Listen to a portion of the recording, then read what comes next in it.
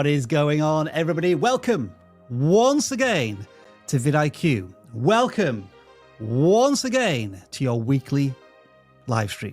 And welcome once again to channel audits. My sound effect didn't work. It was supposed to play the bell and it's just gone. So there's your technical screw up for this week. There will be no more. I promise you. I promise you. And as we go live, there is something that I need to do in the background here.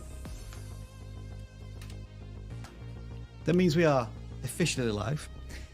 If you are new here, my name is Rob, and we do channel audits every single Tuesday. And what that means is that you fill out a form in the video description, which is live right now, and you share a little bit of vulnerability with the fears and doubts and challenges of your channel, but we fix those problems with advice, strategy, motivation, encouragement, wisdom, and a little bit of entertainment along the way. And as always, I could not do this with my trusty co-host. This person hosts when I co-host. We kind of swap it around, we interchange. But he's got the easier job this week. He doesn't have to turn any dials or press any knobs or push any buttons. He just has to sit there, raise his eyebrows and say, "Hey, Rob," and then leave me to fill in the awkward pause afterwards. Hey, Dan. Hey! Are we live? We are live once again. Cool. Okay. Hey. I'm glad you could join us. Glad you're awake. What's going on in your world? Oh, nothing. We're live, right? We are 100% confirmed live. Got it. Yes. I like YouTube. That's what's going on. Yes. Officially likes YouTube, as do we all. And with the ending of the introduction music, that's perfect timing. We're ready to start this live stream. Folks, just before we go on with any of the other stuff here today, I want to thank you oh so much as we've hit 1,800,000 subscribers. Yeah. Let's try and get to 2 million if we can this year, and we can only do it through the support of you.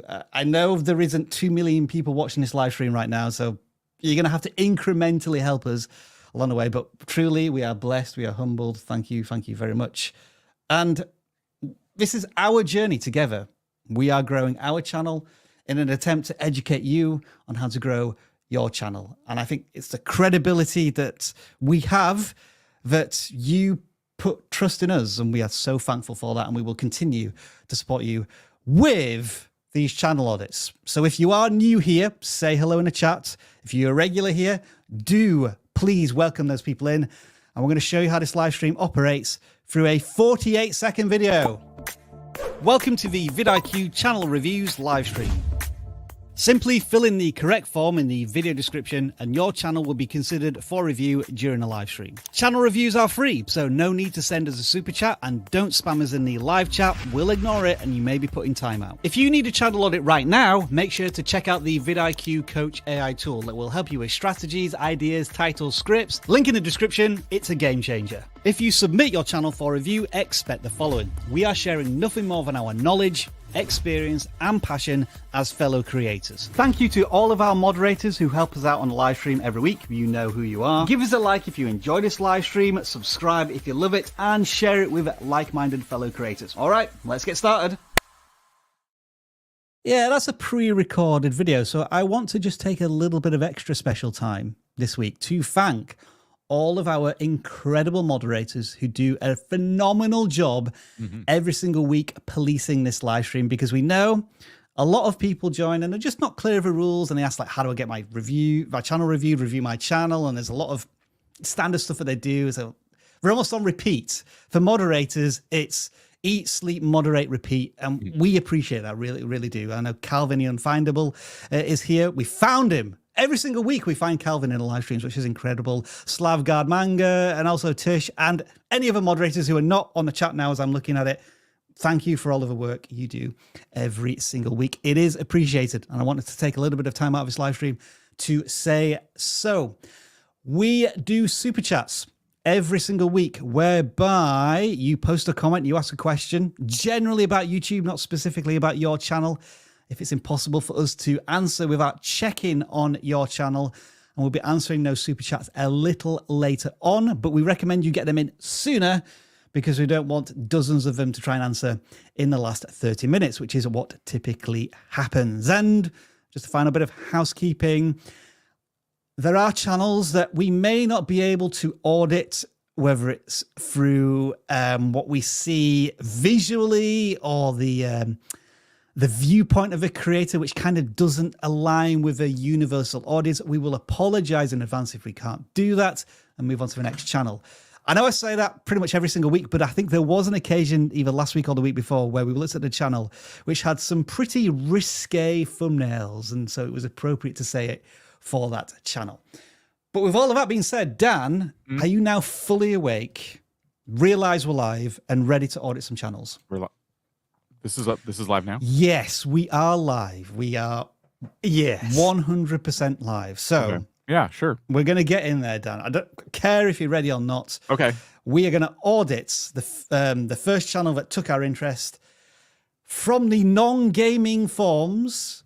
And it's going to already add a bit of controversy here because it is GameDev Blueprint. Now, Dan, we often ask ourselves, is this a gaming channel that we're auditing, or is it more of a utility education channel? Yeah. And I've decided to go down the side of a fence, which is we don't necessarily have to talk about the games in this. We're talking about the strategy of a education utility channel.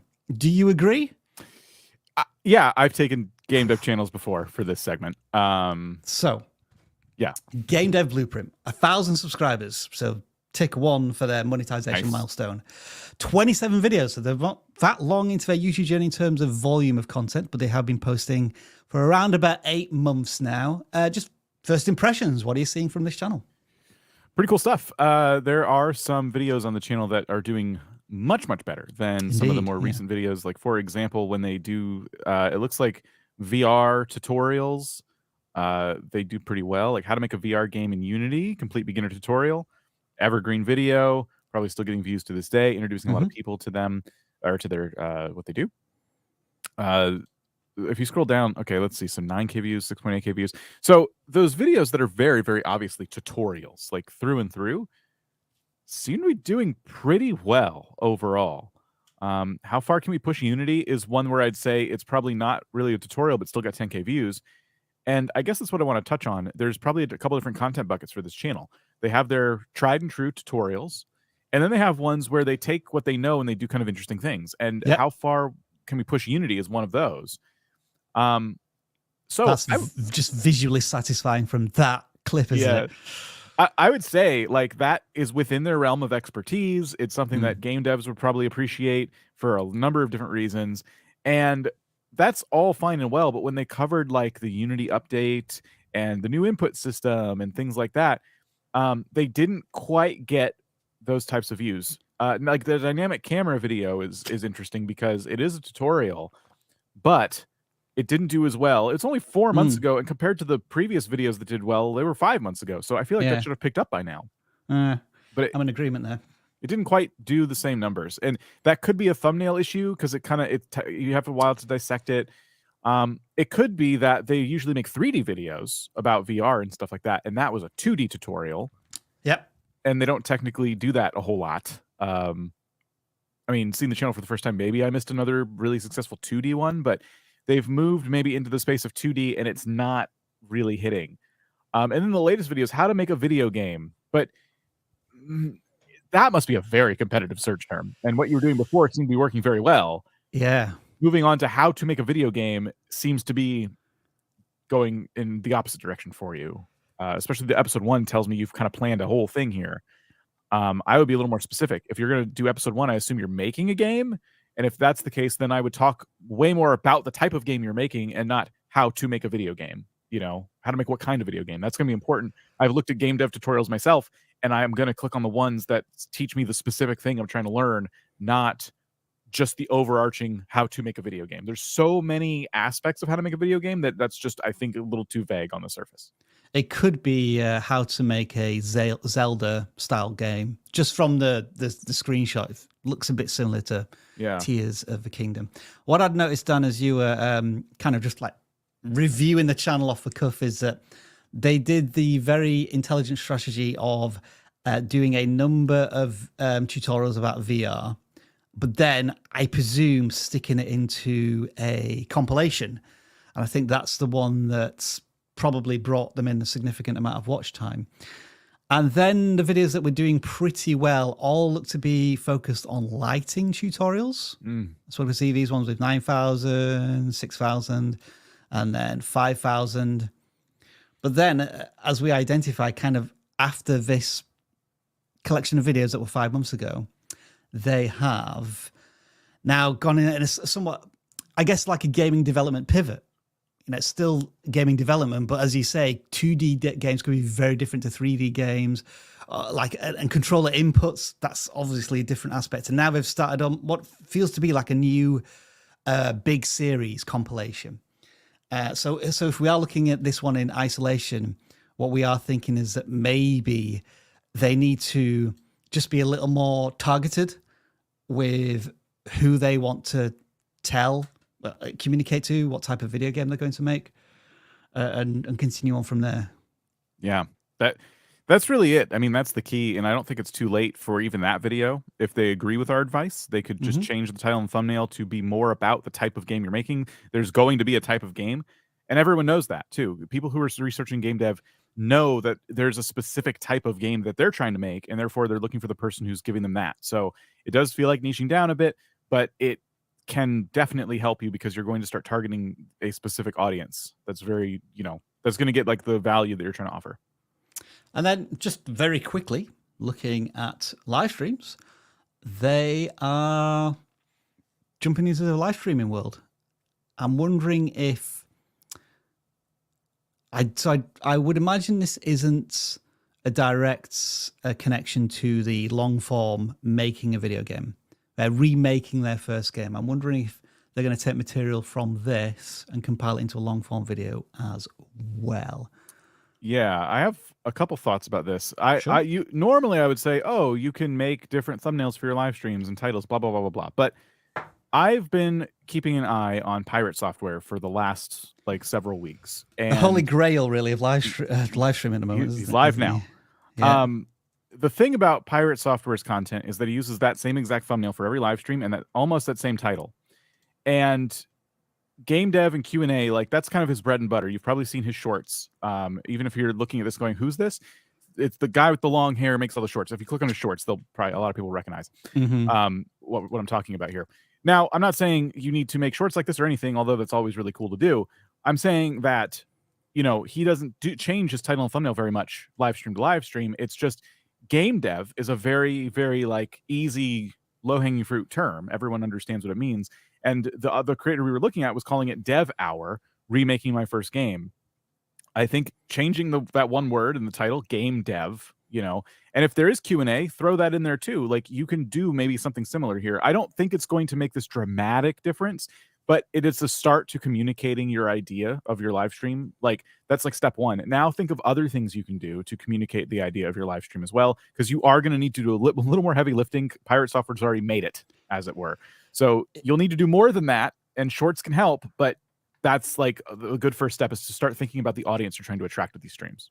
Fair play to Pirate Software. I don't know if I would recommend this to every creator because there's, I think, a big mental health question here, but Pirate Software is basically living on YouTube right now with 10 to 12 hour live streams. And if that's their happy place, cool. Haven't got a problem with it. But Dan and I, after 2 hours, we're ready to disconnect. Yeah. Goodness. Yeah. Anyway, that is not Pirate Software. We were auditing the channel that calls themselves Game Dev Blueprint. Now, of course, this is going to trigger a lot of you because we're now going to audit our first gaming channel that's submitted from the gaming forums. And they call themselves Fennon, 715 subscribers, just made over 100 videos. And first impressions, Dan, I'm seeing the Minecraft Stardew Valley vibes here. So what are your first impressions on a channel that when we look at the view counts for a lot of these videos is like way beyond the subscriber count, so like a big community already? Yeah, seeing some through lines here already. By the way, Stardew fans, 1.6 drops today. So crack your knuckles, start making some Stardew content. That is today. Yes. That is for this channel. So I don't want this channel to make an everything in Stardew Valley update video. They certainly can if they want to, but a lot of people are going to go straight to that topic. There's going to be a lot of new items, most likely. We don't know much about it. I mean, maybe the release notes have been released now, but I haven't read them yet. But let's just assume we don't know much about it. And let's say that there's probably a lot of new items. Now, that means a lot of new decorating opportunities. And since this person is focused on the decorating crowd in gaming, then I would really be doubling down right now on that, especially because some of their most popular videos are Stardew Valley decorating videos. If you look at those thumbnails, I know they're hard to see because they're pretty zoomed out. Those are incredible farms. Like the work it takes to get to that point in the game is quite a lot. And people love a nice aesthetically pleasing farm, even if they're not looking to replicate it for themselves. It's very inspiring to look at stuff like that. So Dan, is this an example whereby a creator doesn't necessarily need to or should follow the normal conventions of thumbnail design, which is typically to try and keep something relatively straightforward, basic, you can clearly see stuff. The audience they are targeting can visually understand this thumbnail, even if it is zoomed out, and it appeals to them. So that's like really suiting the audience's need when it comes to the thumbnail. I would say so. It feels that way to me. I mean, 3.5K views on that video. Let's see. There's one with Time 17. It's a Minecraft one, so I'm not going to disregard the fact that they're doing fantastic Minecraft design too. And their quad thumbnails seem to perform better in some cases than their, one image thumbnails. Like if you look at the latest Minecraft video versus the quad thumbnail, like that's ridiculous. So I will say it's good to look up. You could probably look up Stardew Valley Farm Tour and see other thumbnails that people are making. And there's probably room for improvement. But yes, this is a case where the audience kind of gets it. And you may not need to do the conventional gaming thumbnail advice, whatever that is. So there we go. The 100% perfection, I can see why they put it in the title now, or in the thumbnail, because people are kind of advertising this is like a 100%ed game. And this is what my farm looks like after all that time. Yeah. And these thumbnails are nice and clean and clear, and they have vibrant colors, but some of them are quite zoomed out and doing very well. So yeah, they're doing pretty good. I think there's just a little bit of polish that they could put on them, but it's not going to be a big lift for them, I don't think. I think what in terms of effort, these creators might be doing is putting a hue. Bear with me, this is going to be a bit of jargon here. Okay. A hue saturation on top of the thumbnail and just bumping the colors up, because these feel as if they just bleed and pop out of the screen a little bit more. They do. As opposed to these ones. Maybe it's because there's less dominant colors. Like in this one, we can see, let me just zoom in on this one. There's green, there's brown, there's yellow, there's blue, there's what other colors are there? Kind of, well, all of them colors. Yeah, I think those are all of the main ones. But then if I go to the ones that we just searched for, particularly here, there's more of one dominant color, which is yellow and green, and I can really make them pop and bleed. There is a little more zoomed in, but there's still that kind of organized chaos or like organized detail in these thumbnails. Yeah, exactly. Yeah, I think they could stand to zoom in a little more. Like, for example, that thumbnail on the bottom left right now, it has this cool thing in like this encircled part of their farm. And they probably could have zoomed in on that more to just emphasize it, because that's cool. It just looks aesthetically pleasing. And you're a design kind of channel, and you're trying to give people design tips. When you cover updates, is Fae Farm the best new cozy game, for example? That didn't do as well. And a lot of people have already jumped on that topic. Fae Farm is kind of old now. And also people have come to you for these design tips. I know that design in games or in general takes a lot of like mental energy, but it's kind of your superpower, and if you need a break, but you still feel like posting, maybe just take the break. I don't know. I don't want to discourage you. You should probably try new things if you really, really want to. But if that was posted because you're like, I just got to post something, sometimes you got to weigh the return on investment there. Wouldn't have been the best thing to have done here, Dan, is maybe just say, you know what, for the packaging, I'm just going to say that I'm comparing this Fae Farm to Stardew Valley. So at least I can appeal to my current audience. Whether there's too much, whether there's a ton of stuff about Stardew Valley, I may just like talk about it in the hook, and I may reference it once or twice in the outro, is another discussion. But this is a classic example of, even though this farming game is probably similar in some senses to Stardew Valley, the thousands of people, the thumbnails that YouTube is showing to the people, they want Stardew Valley content from this creator. And it's just that annoying algorithm thing where it says, why did this video perform so poorly? And maybe that's the reason why, because it doesn't lean into your strongest skill set, or what YouTube believes is your strongest skill set. It's also a matter of Fae Farm's a bit older now. They're still updating it and stuff, but you could have said Fae Farm 6 months later, is it worth it? Or something like a little more opinionated, a little more specific, because so many people have kind of reviewed the game on its surface at this point. Oh, today's the day. There you go. So Stardew Valley update. There's going to be a lot of stuff you can jump in on that, and I really encourage you, this specific creator, to continue playing your strong suits, continue with the design, and take the new items and make a video about like all the new items and what you can do with them and how they look cool in certain spots and all that stuff.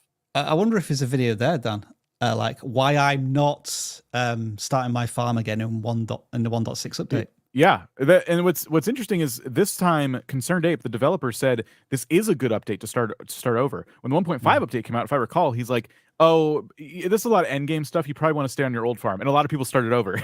And now he's saying you probably want to start over for this one, and now this creator's saying I don't want to do that, which I don't either. My farm is awesome. I don't want to do that. So just for context here, then, Dan, when Stardew Valley updates, you have to start all over again. The update is basically a new version of the game. Okay. There's some early game content that people don't want to miss, so they start over. Yeah. But the game has always been really good about keeping your progress and the update not screwing that up. So I would say, yeah, specifically Stardew Valley fans, decide whether or not you want to start your farm. There will be some content that you don't see if you don't start over, but you know, this time he even said maybe there's some early game stuff you want to check out. There's also a new farm type. So yeah. Anyway, I'm a nerd. All right, then. So we've audited a game development channel and we've audited a gaming channel. We're going to lean into gaming a little bit more. My gosh. Rob Wilson's self-indulgent gaming corner. So I want you all in the chat to share what video game you've been playing over the last week and your experience of the game out of 10. And we're talking about in real life out of 10, not YouTube out of 10, where 1 out of 10 would be good. It's like 10 out of 10 will be the best gaming experience you've ever had. So Dan, I throw it over to you first, as always. What game have you been playing and what's your experience of it been over the last week? I've been still playing Last Epoch, which has been pretty great. Now, I want to say real quick, for anyone who's not playing games, I want to bring you into this conversation too. Because I went on a whole tangent last week about how you should take breaks, blah, blah, blah, blah, blah. What are you doing that isn't gaming that has just been 10 out of 10 for you? Sure. That's outside of YouTube videos. Stop for a second and think about what have you been doing for fun. And if you're like, nothing, I just work and make YouTube videos, then stop it. Find something you love to do. But yes, Last Epoch has been my respite from all of the grinding of work and everything going on in my life. And it's been great to kind of disconnect and feel really good about just let it turn my brain, certain parts of my brain off, you know, and it's helped me create better content. So that's been the game. Wow. The BVR squad, Puzzles and Survive, it's a 1 of 10 experience. Maybe you should play something else. Just want to go, or as Dan said, just disconnect from video gaming for a while. Maybe you burnt out playing video games. Dan, can you show us some more games as I talk about my week? So if you remember from last week, I was playing Sniper Elite 4, and I get to a point in the game whereby I realize how easy it is if you don't stealth around and you don't use your sniper rifle. You just go and shoot stuff. Finished it very, very quickly. But I enjoyed the experience. And I was looking for something new to play. And I don't know about you, Dan, but do you always find it a little bit of a mental push to say, I'm going to try a completely new game or franchise? Like, often you just want to go back to the tried and tested video game franchises like Resident Evil 2. Remastered was just saying, play me. But I thought, no, I'm going to try something new. And that game was, if I get the pronunciation right here, Spider-Man.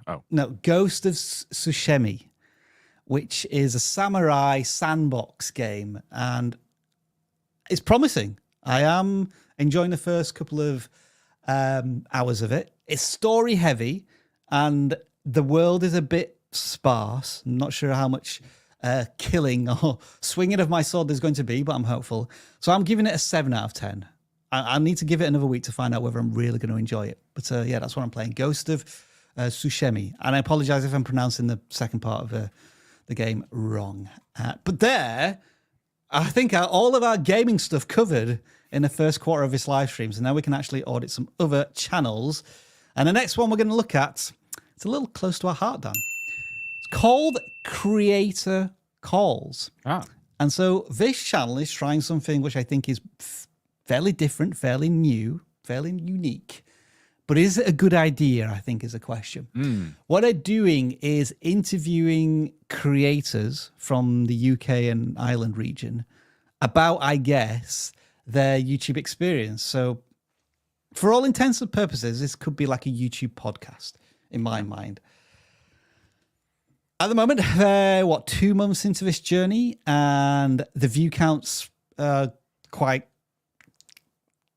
stable, but low, like under 100 views, and not under breakout content. And I thought we might be able to converse about this because we've kind of had our own challenges and experiences of how to, I guess, reinvent the wheel every single week almost with like a new person, a new, I guess you could apply this to anything. It doesn't have to be content creation. It could be like finance channel or what else? A health channel or an education channel, school channel. Like if you're bringing in new people every single week, that from an audience perspective is something that they have to contend with. So I guess like initial thoughts about just a general idea and how they're coming across here. I just looking at again, sometimes we get a lot of crap for only talking about titles and thumbnails, but that is what we're going off of right now. And so I have to bring up the fact that like these are not unclear. I think I understand the premise of each episode, but I have to say that like you're still relying quite heavily on people clicking on a pretty unknown project, right? Like the creators, I've not personally seen these creators myself, which is not a big deal. Yeah. Maybe some of them are pretty well known. I just don't know that. But my gut instinct here is to say the titles and thumbnails should maybe focus and at least test this out on results rather than what did they do? So for example, blogger now YouTuber. Okay, like what changed? Like what was the benefit of that? Like how to make the most of YouTube Shorts, like focus on Shorts. Why? Like what was this creator's journey? Everyone here has a story, and that story is probably well told in like the 40 to 60 minute podcast or interview, but we're not getting even a nugget of like what's going to happen. It's just like it's like, here's the topic today. Here's the topic today. Here's the topic today. And we're just kind of looking at it and going, give me just a little more, just like give you a little tiny bit more to grasp onto. And that's where I'm at right now. I agree with you in the sense that in all likelihood, the viewers, unless they've been pushed to this content by the interviewee themselves on a community post or whatever, it's very, very unlikely that the average viewer is going to know any of these creators. And so the outcome for the target audience, the viewer, is the priority. And let me give you an example. We interviewed a couple last year, and it was a channel that quit their channel because they knew that in order to find a new audience, they had to leave their old channel behind. And we were wrestling on this argument about what was more important, the story of the two creators or the big challenge, the big question in every creator's head about should I start all over again? And I think we tried the creator angle first, and it didn't do that well. And then we shifted to the outcome angle second, which was like this channel made a drastic change, and the thumbnail was something along the lines of quit channel, and then the graph went up. Yeah. And the video recovered somewhat, but it was still like an average performing video. And so when we look at maybe this one, bring quality to YouTube. But what's the outcome of that? And I think there needs to be proof of this creator increased their subscriber count, viewership, watch time, something that's really important to the viewer, by a factor of 20, or they get monetized very quickly because they made this change. This concept of quality can be left for the story told in the video, as Dan said. So I know Dan and I are kind of repeating ourselves, but what we're trying to say is, and we've said this a lot before, that the viewer typically, when they first encounter your content, doesn't care about the creator. And so they're probably even going to care less about someone being interviewed by a creator they're not familiar with either. So the outcome for the audience needs to be important. And I've phrased this in videos before where I say something along the lines of, in the thumbnail and the title and the packaging, give the viewer what they want, which is, for, I guess, this channel, for creators to get more views, more subscribers, monetize, etc., etc. But in the video, you can give them what they need, which is bring quality to videos and like get help from fellow creators and like balance and like work-life balance. You know, I think the better pitch for this one would be something along the lines of YouTuber burnout, or how to not quit YouTube within a year because you've burnt out. I think, Dan, this one is probably the closest to like a decent outcome. But again, let's tease more in the packaging. The first brand deal netted me $5,000 or whatever. That's going to make a viewer say, whoa, in their first brand deal, the first money they got outside of YouTube was thousands of dollars. Consider me interested. I'm going to click. Yeah, that's a good call out too. That one did jump out at me. And that's something, that's a question we get a lot from creators who are monetized and they're starting to take YouTube to the next level. They're like, how do I get my brand? How do I get my first brand deal? How does that all work? And these are great. Like, interviews like this are really great for you to watch if you're looking for that, because you want to talk to someone who's recently done it and hear about the steps they took. And so, yeah, I think there's a lot of value in these videos. Just on the surface, we can see that. But yeah, we need to see a little more on the surface so we can get some new viewers to click on these. And what I'm going to do is I'm going to offer Dan for interview. No. His email is... I'm very busy. Very busy at verybusy.com. Dan the Catman at vidIQ. What are you doing? Why would you tell them my email? You're the Catman. Where were we? All right. I think we're going to do some super chats, Dan. Is that all right? Or have you... Is that That's are you great. I have to. I'm just changing my email address. All right. So this is where super chats come along. You'll see the questions along the bottom, and Dan and I will do our best to answer them. If you're not sending us a super chat and instead you are a brand new member, such as Local Boy Ketugadu, they will get a unique sound effect for this week, and you're getting this. Bruh. That's your sound effect for the week. A creator after my own surname, Wilson108, with, I don't know, maybe a super sticky. Unfortunately, StreamYard doesn't show as if it's a sticky or anything, but a cool one there. The next super chat comes from one of our regulars here, Nick Heim. Sent an email to your support about one-on-one coaching. No replies in a few days. Check your spam folder, maybe. Okay, so I wish you hadn't had to send a super chat for that, but what I will do, Nick, is I will screenshot that and I will send it to the customer service team so that they can maybe get back to you. But thanks for the super chat all the same. And I think Dan Wilson has figured out, Wilson108 has figured out how to send a message with his super chat. So, my newest video is currently performing very, very well for my channel. Should I delay uploading my next video as to not impact the current one? Interesting question.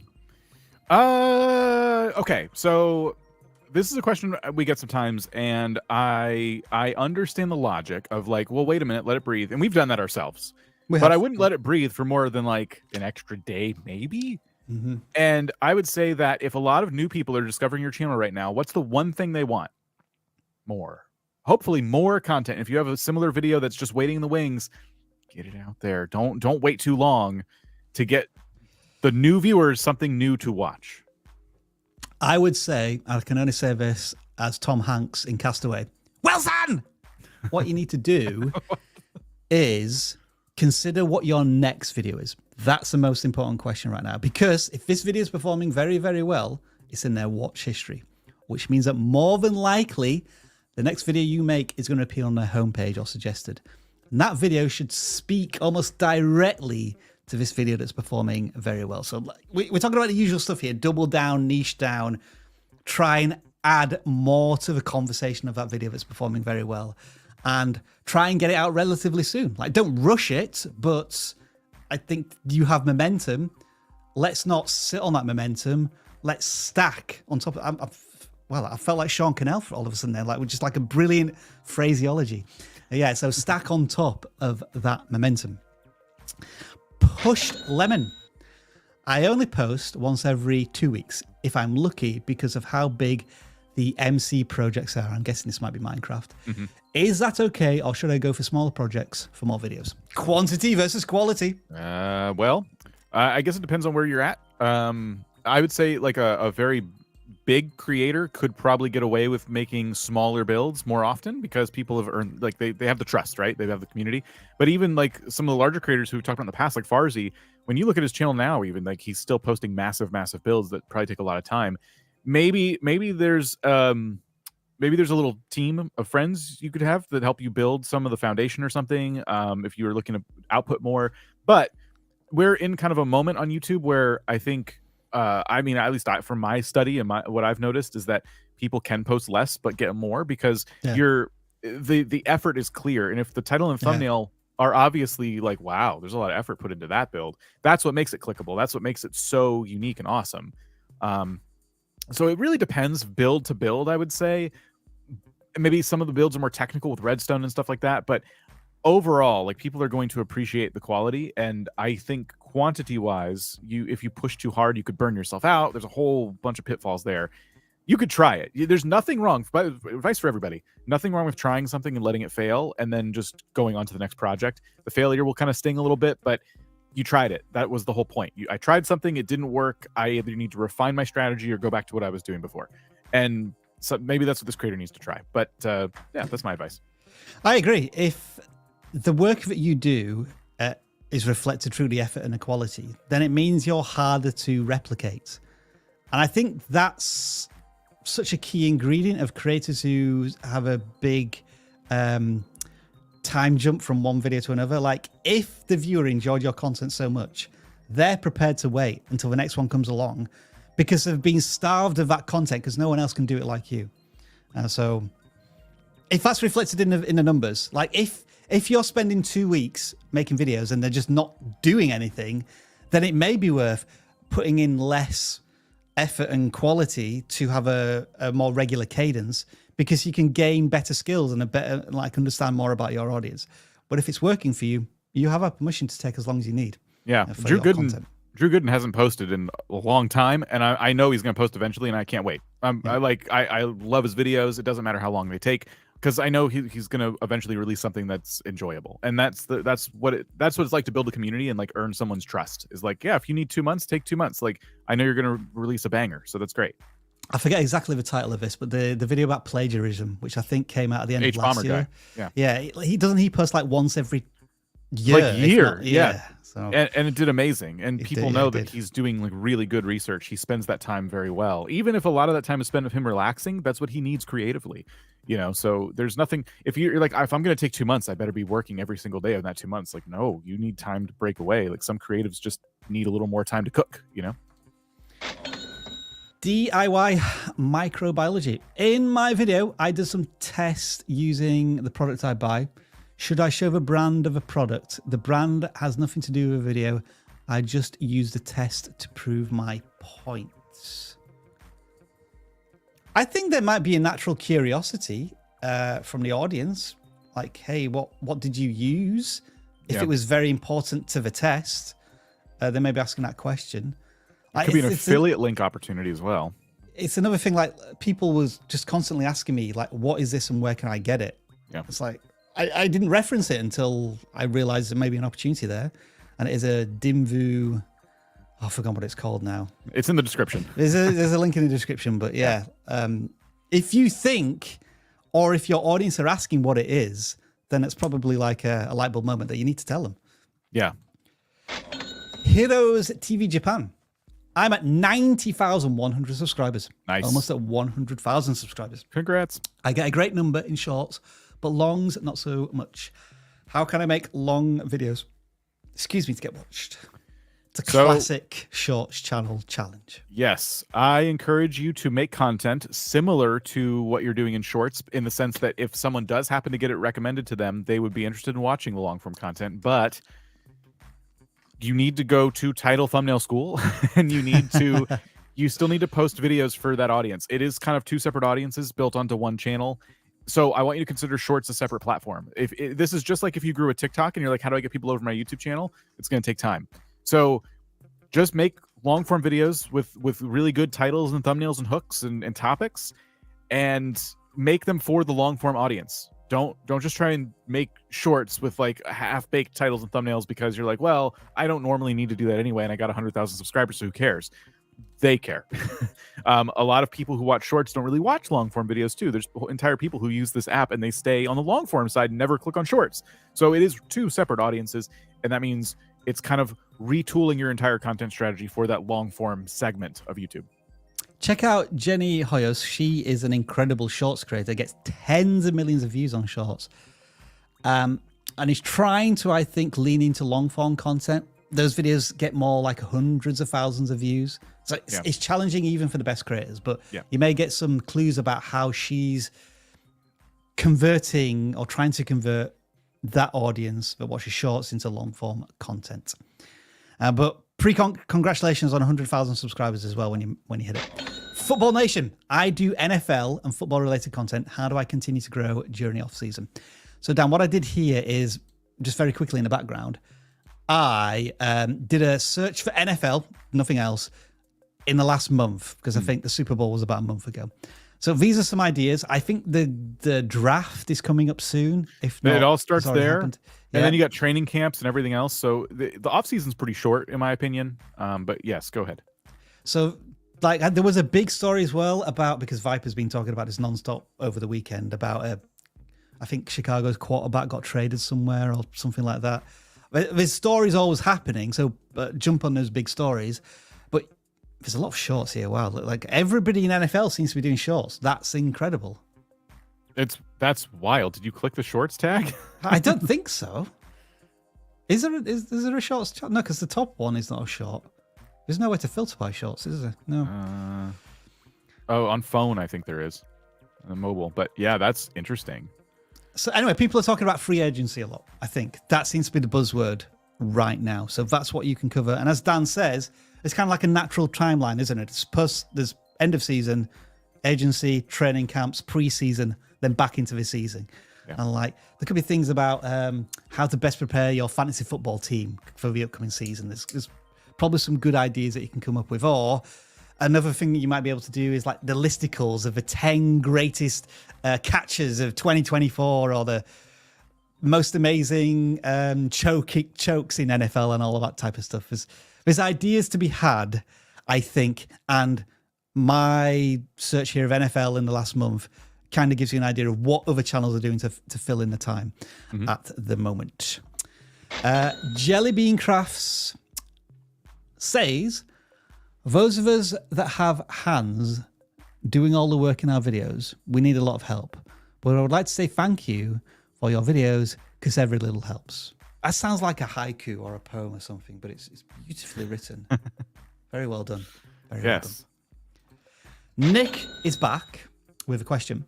Most of my competitors who get a lot of views are using ridiculously stupid titles. Should I go down this rabbit hole or try to build my own proper audience? Views or quality choice? I would ask you the question, are you sure they're your competitors? And I ask this wondering if you have clicked into the videos and studied them, because we've seen Nick's content and we know it looks like kind of like dark sci-fi kind of like content. And if they're using very stupid titles, as you say, does that mean they're also still covering the same sci-fi genre as you are? If they are, then I hate to say it, but sometimes when you see a trend, it's worth testing. Like there's the part of me that's like, well, you know, mental health and build the audience you want to build and all that stuff. And that's all true. But sometimes when you see the audience gravitating towards a specific trend, there might be a reason for that, and you should study as to why that is, you know, and then decide for yourself, okay, I get now why they're using those titles. Do I want to do that or not? You know, if those titles are working, it's worth investigating and then deciding if that's the right direction you want to go. But if it means the story is going to change and the content itself is going to change, then you might not be catering that competitor might not be really a competitor. It might be a totally different space. You know what I mean? But it's worth investigating. And I think it's probably worth testing as well. Maybe there's some keyword richness that really works with short stories that they're incorporating. Or I guess this is kind of a risk, Dan, but maybe on one of your evergreen content that you like to be performing, you know, relatively well, you change it to that titling style for 24 hours and just see if it does impact in one way or another, positively or negatively. Yeah. That video. But I know it's always risky to play around with stuff that's performing well for the channel. Right, there's a couple more super chats I want to get through, and then we'll get back to audits. Sama Jules, paying for Google Ads. Well, I think asking, does paying for Google Ads affect monetization? It shouldn't do, because many channels use Google Ads for legitimate reasons. Views and watch hours you gain from Google Ads count towards channel monetization? Definitely not. So if that's your plan, it ain't going to work. YouTube's very clear that it does not count. Mm-hmm. And a question from Mousterclass. That's an interesting channel name. If I upgrade to one-on-one coaching, what are the factors that determine what kind of coach and who will be assigned to my channel? Thanks, guys. I don't think there's any necessary factors in terms of what type of channel you are, channel size. I don't think that's necessarily taken into account. I think it's assigned by availability of coaches.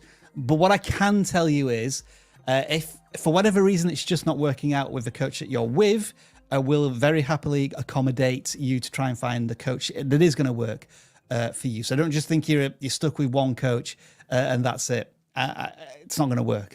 We're very flexible with that. And of course, if you have any more questions, do ask support, and we'll see if we can help you with that. And then very quickly, we've got a super sticker from Sutton Creek Productions. And hey, gents, cheers from Mind Runner, who's been a member for 6 months.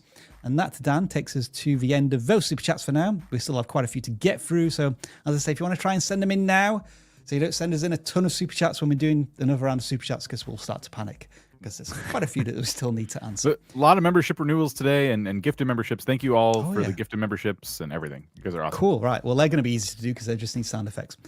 Dan, we're going to audit the next channel now, which is In Polish Ways. Introduce us to this channel while I kill the music in the background. Yes, In Polish Ways. So I did select this channel. It's, as I understand it, a travel channel. It's your go-to source for discovering Poland through the eyes of a local. All right. And that's what the about section says there. And what I noticed immediately about this channel was what I'm going to call a bit of a mismatch in my expectations versus what I got in the titles and thumbnails. These feel like very matter-of-fact kind of videos, and they don't feel like videos where I'm going to learn about a very specific region.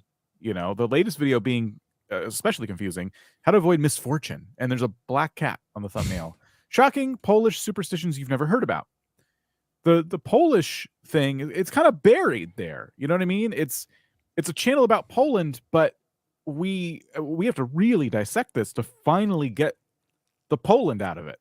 You don't think that the red and the white on the thumbnail is enough in that case? Because I don't think it is. I think my eye is just drawn to the black cat and nothing else. Yeah, I can't process anything else about, you know, location or the fact that it might be about Poland unless I read the title.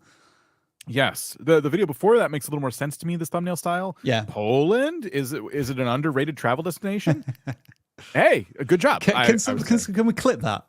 Dan saying Poland. It may be an underrated travel destination. I would have liked to see still, here's the thing about their thumbnails. They're not really showing me destinations, landscapes, food, anything that I would expect from a normal travel channel, you know, or a travel channel we've seen in the past. I shouldn't say normal, but you know what I mean? Like a travel channel we've seen in the past. There's a lot of these that look like on the surface, like my first impression was this an AI channel? And what's interesting is the voiceover sounds human, but they do admit it to certain segments. There's like a thing at the corner of the videos that says AI generated if they have an image up. So they're trying to Right. be very like forthcoming about like Yeah. sometimes they use AI images as my B-roll, but I truly think a human is making this channel, but I do think there's a reliance on AI because I know it's in the videos because they admitted it so. And then now I'm looking at the thumbnails and the titles and the ideas, and I'm wondering if you're asking AI for these, does it fully understand your mission and your audience? Because you have to tell it what those things are. You have to tell it who your target audience is and who that audience avatar. You have to tell all about that. Otherwise, it's going to give you like, oh yeah, content about Poland. You can give them some facts, talk about the trains, talk about if it's even a good place to go. And it's going to be very surface level unless you give it a lot to work with and chew on. So even using AI, you got to put in a little more work here. And I think some of the topics are just a miss for, I think, what they're going for based on their about section and things like that. When I looked at these 3 thumbnails in particular, Dan, I thought, this feels like there's an AI influence. And then it becomes a real challenge with kind of the identity and the credibility of this content. Because if we're not going to have a host, because you would imagine like somebody who's really passionate and wants to share their knowledge of Poland, the history of it, the culture, they want to be in front of camera selling it to the viewer. And then as I moused over, I can see what looks to be a lot of stock footage, B-roll, that type of thing. Yeah. And so you say as well that they're being very forward with the AI contents. But I'm going to start to ask this question a little bit more in channel audits. And I want to ask the creator this. Do you watch AI content or AI generated content on a regular basis? And do you enjoy watching it? And is that content about the culture of a country? And if it is, if you have a direct comparison, say in Italy or Spain, of a channel that's doing it successfully, then try to take the best elements of their production and brand identity and incorporate into your channel. Otherwise, I feel as if we're going to have this kind of, I think the best way to describe it is like a standoffish, sorry if I cut out there for a second. We're going to have this kind of standoffish approach where, from the viewer's perspective, something just doesn't smell right. Like the B-roll, the AI voice source from AI. Yeah, like how trustworthy is it? Because I want to learn about Poland from a Polish native or somebody who's lived there for a long time. That's ideally as a viewer, that's the kind of enthusiasm that I would want. Yep. And this reminds me, Dan, I think it's probably worth just picking out this tweet that we posted on our Twitter feed yesterday, or X feed, Twix feed, whatever you want to call it. YouTube are now implementing their first AI rules. I know this is a bit blurred, but you will start having to declare. I don't know if I've seen this. I haven't seen this yet on any videos that we've uploaded, but altered contents. Do any of the following describe your content? Makes a real person appear to say or do something they didn't do or say. Alters footage of a real event or place. Generates a realistic looking scene that didn't actually occur. Sorry, in case it's hard to read. Yeah. Now, when it comes to Sora, I'm thinking I have to tick this every single time because of generate realistic scenes that didn't actually happen. So I don't know if this applies to the channel that we're looking at, but just as a forewarning to everybody now, we spoke about this at the end of last year.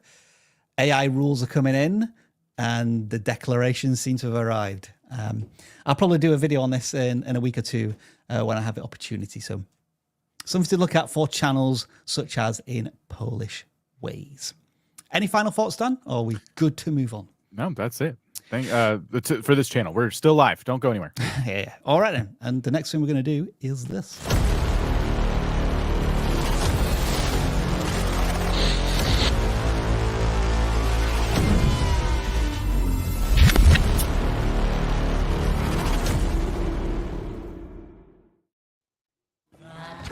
So the truth is, Claudia was deeply unhappy.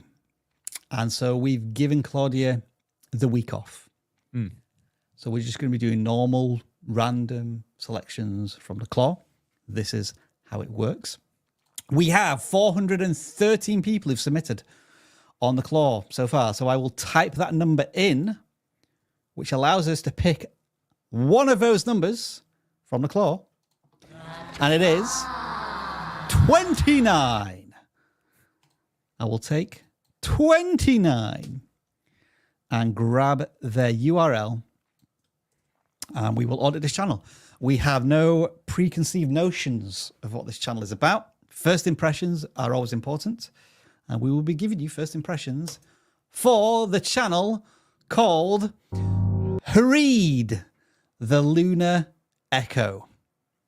Like scary stuff? No. Then this channel is for you. Nearly 2,000, just shy of 2,000 subscribers. And we have, wow, that's a scary title. I don't. Does that get past the YouTube censors? I don't know. I don't know. 10 silent horror comics, a lighthouse horror, a true frightening story, 4 spine-tingling stories that will keep you up at night. Your existence can be erased. I'm just scared looking at this channel, Dan. Help me. Well, it's interesting for sure. There is evidence that some videos are doing better than others. There are, yeah. And what I'm noticing is when it's about a popular topic, person, things like that, those tend to do a little bit better. The Pokemon video did well. Okay, have a short, scary story. Watch this then. That did okay. That one did pretty well. It's interesting. The best performing one on the channel so far. Yeah, a Tombstone Night. Let me just check. They're a long-form content creator. I'm just seeing if they have some shorts that have done well. Yeah, 2,000 subscribers. I was kind of curious when the most viewed short form video had less than 2,000 views with 2,000 subscribers. Yeah. Some shorts have done well. So it's interesting because it feels like they're just covering the horror genre as a whole. If it's scary, it's going on my channel. And I guess I'm still feeling as though the target audience is a bit... I'm curious because when you say 200 kids died playing a fake Pokemon game or whatever, that sounds like a news story, right? That sounds like, yeah, it's scary, but it sounds like a news story. Whereas like 10 Silent Hill horror comics sounds like you reviewing comic books. 5 scary riddles nobody's solved sounds just kind of like, oh, that's a little interesting, I guess. So video to video, where just it's like scary for scary's sake. And it makes us wonder, like, can you niche down a little bit more and decide like what kind of scary content do you want to make? Because there's going to be like vastly different audiences for these, despite, you know. So I'll compare it to tech channels. There are people who like tech channels about iPhones. There are people who like tech channels about Androids. And if you're a tech channel for tech channel's sake and you cover both of those things, it's going to be difficult to fully satisfy one of those audiences. You're always going to be bouncing here and there and everywhere. So you'll find that a lot of tech channels, like Jeff on our team, who's been on this live stream, he covers tech, but a very specific area of tech: headphones, wireless earbuds, things like that, because he's trying to help audiophiles find the best, you know, headphones, the bang for their buck, all that stuff. So that's what we mean by like niching down a bit. It helps a ton. And right now, I don't feel like you're talking to any specific audience here. It's just like scary stuff. Check. Okay, that's a video. I would ask if these questions are seated in reality or completely fictional. Because if there is some realism to them, then I'm not seeing evidence of that. And you know how popular true crime channels are. You know, like true horror channel would certainly be popular as well. I'm guessing these are more fantasy based, just looking at the channel here. So what I would be doing at this point is just doing a simple search, which is going to ruin my search history as well. It's just going to be recommending terrifying stuff for the next few days on the homepage. But like, what is the common denominator here? Like very striking thumbnails, simple to understand. That's somebody doing a trending story there. 3 true St. Patrick's Day horror stories, but they also went to the trouble of animating them as well. 3 disturbing true Halloween horror stories. So again, the true element seems to be the ones that are more popular. God, I'm getting scary, horrible thumbnails as well. I don't want to click on any more of these. Some of the text on these is hard to read. Like they use this really thin text on a dark background. Yeah, it's not too bad. It's not too bad. Sometimes. We've seen worse. like the fake Pokemon one, like you have to really look for those words because they're so small. So there's a lot of those typical elements here: niche down, titles, thumbnails, all that stuff. But yeah, more importantly, I really want you to consider your audience avatar, and you should have an audience avatar. And if you don't know what that means, essentially, I'm saying you should have a specific person in mind that you want to make content for. Make them up, like just like, okay, their name is Jerry, and they love scary stuff, but they in particular love fictional stories. They want to go into that knowing that like they can sleep that night, and the stories are animated because they really like those visuals. It makes it feel more fake. And they love stories about this and this and this. Like, you really want to make this person up. And the way you can do this is by looking at other content creators and other content out there on the internet and discovering what types of, try to break down, reverse engineer their audience avatars a little bit. Who might watch this? And try to use those pieces to make your own. And it's important not to reinvent the wheel, but also, like, you really need that specific person in mind. You're making content for Jerry, the person who loves horror stories that are fake. I would also just query the video length as well, Dan, because it feels to me storytelling, you probably want the story to be longer than 2 to 3 to 4 minutes, which is what most of these videos are. I think either they should be shorts, which are 60 seconds or less, or when it's a horror story, any type of story, I feel as if the viewer wants to sit down and get into the story a little bit more. They kind of feel as if they want like a 10 to 15 minute experience as opposed to a 2 or 4 minute experience. So maybe experiment with video length as well, which means you're gonna have to tell longer, more involved stories.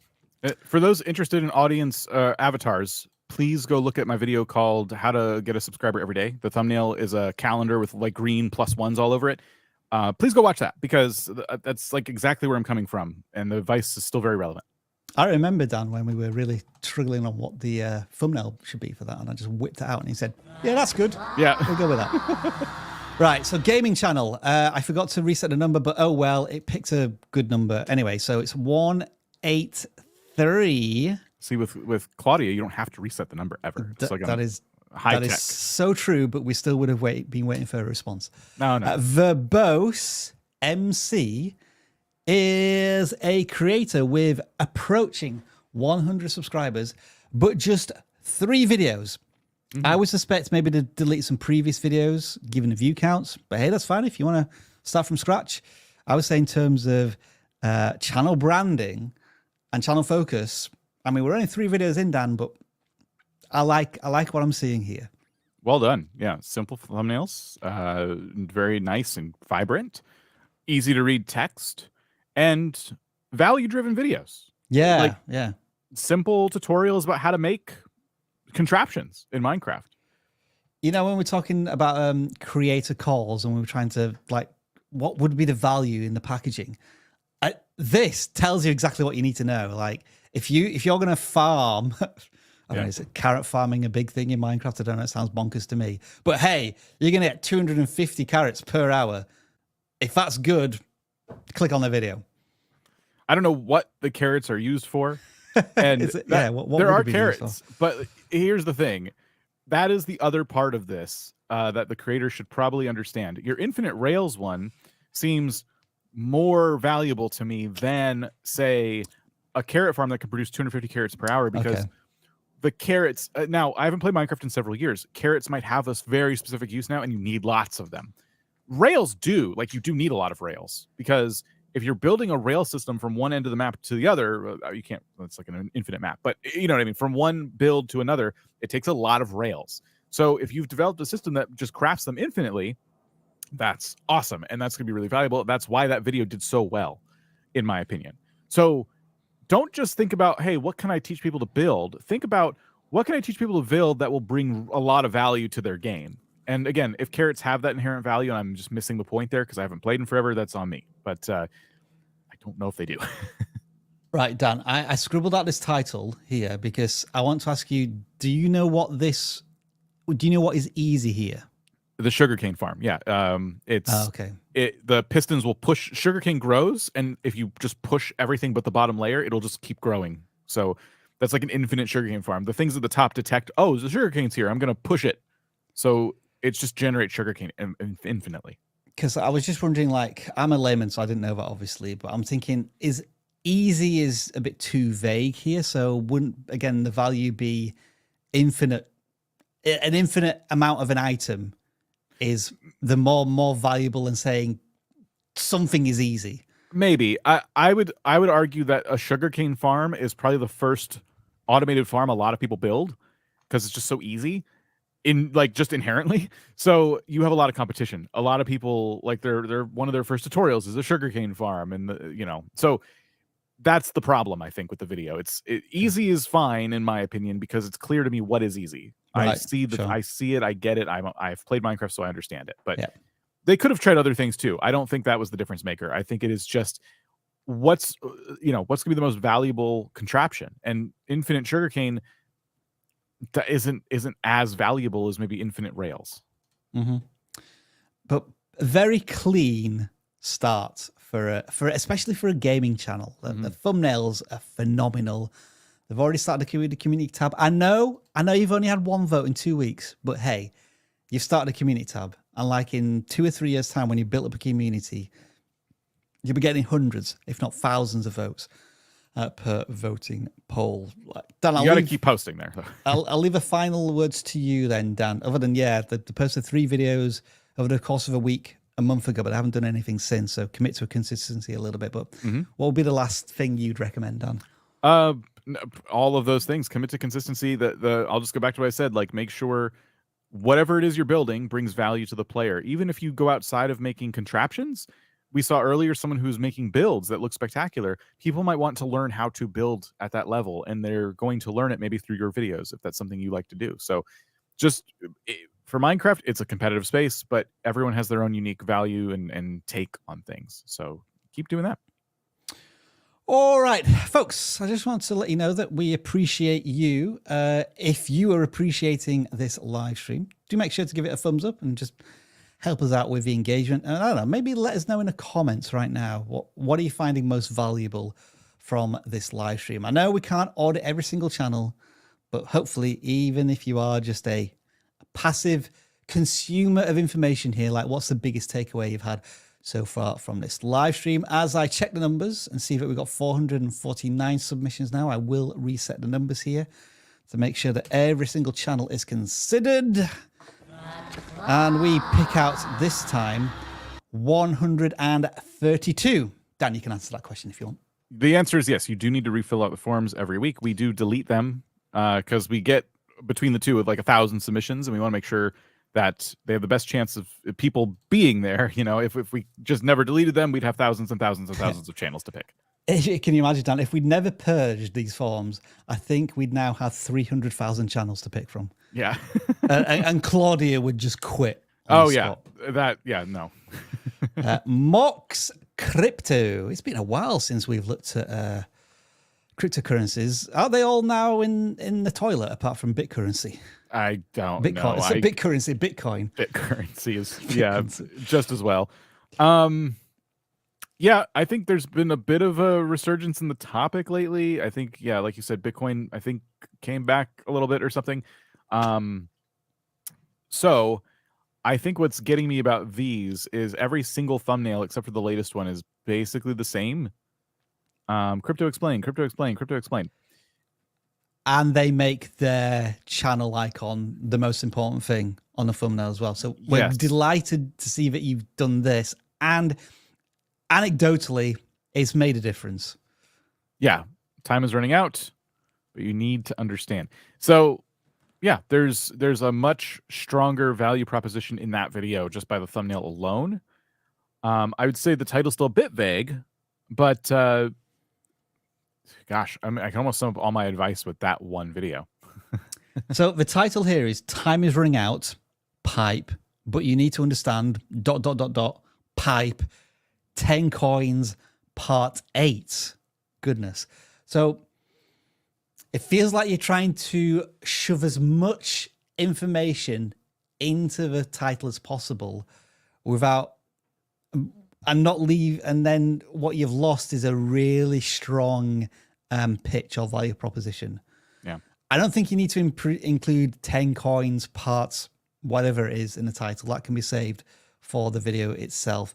I would just be focusing on this sense of urgency, this FOMO. Like, I don't know, how long have I got to maybe invest in these coins? I think that would be the key factor for me in the pitch. 10 coins to avoid March 2024. Yeah. You know, to keep it simple, keep it readable, to keep it human readable. Like, if you're going to keyword stuff your titles, you're not going to go anywhere. You really, really, really need to keep it human readable, and it can still rank in search when you do that too. I would just be curious, what does the 30x mean? Is that like the value of the currency is expected to rise by this much, decline by this much? I'm kind of almost there in understanding what the thumbnail means, but there's still a bit of a logic gap, which means I'm trying to fill in my own blank, and I don't really want to be doing that in a thumbnail. I would also say be careful about using too many colors on a thumbnail. Like, yeah, fair point. When you scroll by quickly, it kind of looks like just a bunch of colors. So yeah, it's easier for the eye to focus, because I almost didn't even see the numbers now that you mention it. There's just a lot going on. I'm curious. I just want to watch the first 20 seconds of this. For some reason, I'm just intrigued enough to click. All right. Hopefully you can hear it. Hey there! You clicked on this thumbnail, so you might just want information about the highest potential returns. Do you really think that just listening to Moonboys makes you successful in this space? Without actually acquiring knowledge about the projects, you might just throw your money into the nearest casino. My channel is about information, and to cater to all the ADHD in our world, it is short form information. So go on, you go first, Don. I was going to say, we didn't really get the value when we clicked. We learned a lot about the channel. And I for our purposes, Rob, I love that. But yeah, I enjoyed the charisma, and the little bit of the few jokes that they thrown in as well. And there was like a certain panache to the voice, especially. Yeah, and because this helped me a ton understand who you are as a creator, that's great. But keep in mind, yes, there will be some people where this is their first introduction to your content. There's gonna be a lot of other people who subscribe and watch you regularly and don't need to know all of that information up front about who you are, why your videos are short, and all that stuff. That doesn't tell them what they need to know, which is like about the coins and what they're doing, you know. And you said your channel's about information, like you're kind of blocking the information behind an information wall. And they have to pass your trials 3 before they can learn about what they want to learn about. So maybe save that stuff to the end. A lot of big creators do that, where they're like, by the way, if this is your first video, your first time here, I'm so-and-so, and this is what I do, and this is why I do it. So I hope you enjoyed. Please subscribe. So as you saw there, Dan, it looked like the original content was maybe from a short, and they were just trying to create a long form piece of content out of it. And so that pushed me to look at the shorts themselves. And these all look like actually pretty good thumbnails, even though for shorts you can't make your own thumbnails. You can to a certain extent. I take everything: text, picture, video. Of course, man. I got a again, project I like from the guys who programmed Sophia, creativity. the world's most expressive like robot. Creating characters, and like it's clear that this creator is putting a lot of effort into the script and the delivery of the stuff. So I think from a passionate creator point of view, it's all thumbs up. Continue to do that. We hope we've been able to help you. I should have looked as well. We looked at it as a long form channel, and it's actually a shorts channel, which is a bit of a mistake on our part. But shorts wise, again, it looks as if there's a clear channel focus there. Should you invest in the millions of different cryptocurrencies that are available? And I thought I'll just have one playing in the background. Whoa, well, that's we can't have that music I need to talk over the music. Wait, just mute it. The mute's up there. I've muted it. I would have scrolled away from this just because I didn't know what's going on. It just started with music and a singing meme. I don't know. I think it's like a book of meme cryptocurrency. So I thought maybe the intro was quite appropriate for that. Maybe. I'm not in this space, so I don't really know. But if I'm scrolling on shorts and that pops up, I'd be confused. I'm just saying, like, if you're trying to attract new viewers, if you confuse, you lose, as they say. Interesting channel, though. Certainly an interesting channel. Let's do a gaming channel now. We're at 326 on this one. I'll remember to reset my numbers, and we will pick out. We need a bye-bye monetization emote. I hope it's not going to happen this We like a money going into a trash can emote that our members can use when we accidentally get a copyright claim. Let me find the right one. What would it be? That one. Even though that's like probably a copyright sound in itself. Right. So Like, well, who cares now? Who cares? No! Right. So it is Patience MLBB. Is this going to be a baseball channel? Baseball gaming channel? I don't know. It's not. It's not at all. MLBB does not stand for Major League Baseball. Something. Major League Baseball. This is what it looks. I thought League of Legends straight away, but it's not. It's Mobile Legends.exe. Oh, .exe. This is another channel that's putting up loads of pipes and trying to say, "Hey, I've got 3 titles for you. Pick the best one if you're going to click on this video." Yeah. Okay, hold on. End of season 31, part 2. That one did pretty good. End of season mythical immortal challenge. How to not play rank game. Your titles are hard to read because of the, as Rob put it, pipes, the little lines between each basically title you have. So I would, that's going to be my first piece of advice. Now that we've seen a couple of these channels in a row, please test using a simplified title on your next video. Yeah, that's we have no idea what the videos are about, are we? Yeah. Sorry, let me rephrase that. We know what the video is kind of about. It's about this game, and it's a multi-part series of a challenge, but I don't know why I should care. I've not zero curiosity for me has been delivered in the title or the thumbnail. Yeah. It seems like there's an audience for it, given the success of the second to last video. Yeah, there's an outlier there. Yeah. And maybe it's because it's an end of season, so people want to see how it wraps up. But I don't really know what the content in itself is. So, is it delivering on... It's a massive outlier as well. 10 times as many views as anything else on the channel. And there's some comments from it as well. So this triggered your audience in some way. Oh, look, you're using vidIQ's certificates as well, which is cool. Hey, congrats, Major League Baseball. They're free, by the way, if you do want to download vidIQ and get your free certificates. Has ours arrived yet, actually? Oh, no, we've still got the most views. Sorry, I'm getting distracted. Okay. Should we click on that video that has all the views? I did. Do you want me to unmute it? Yeah. True. After 21 years? What's happening? What's going on?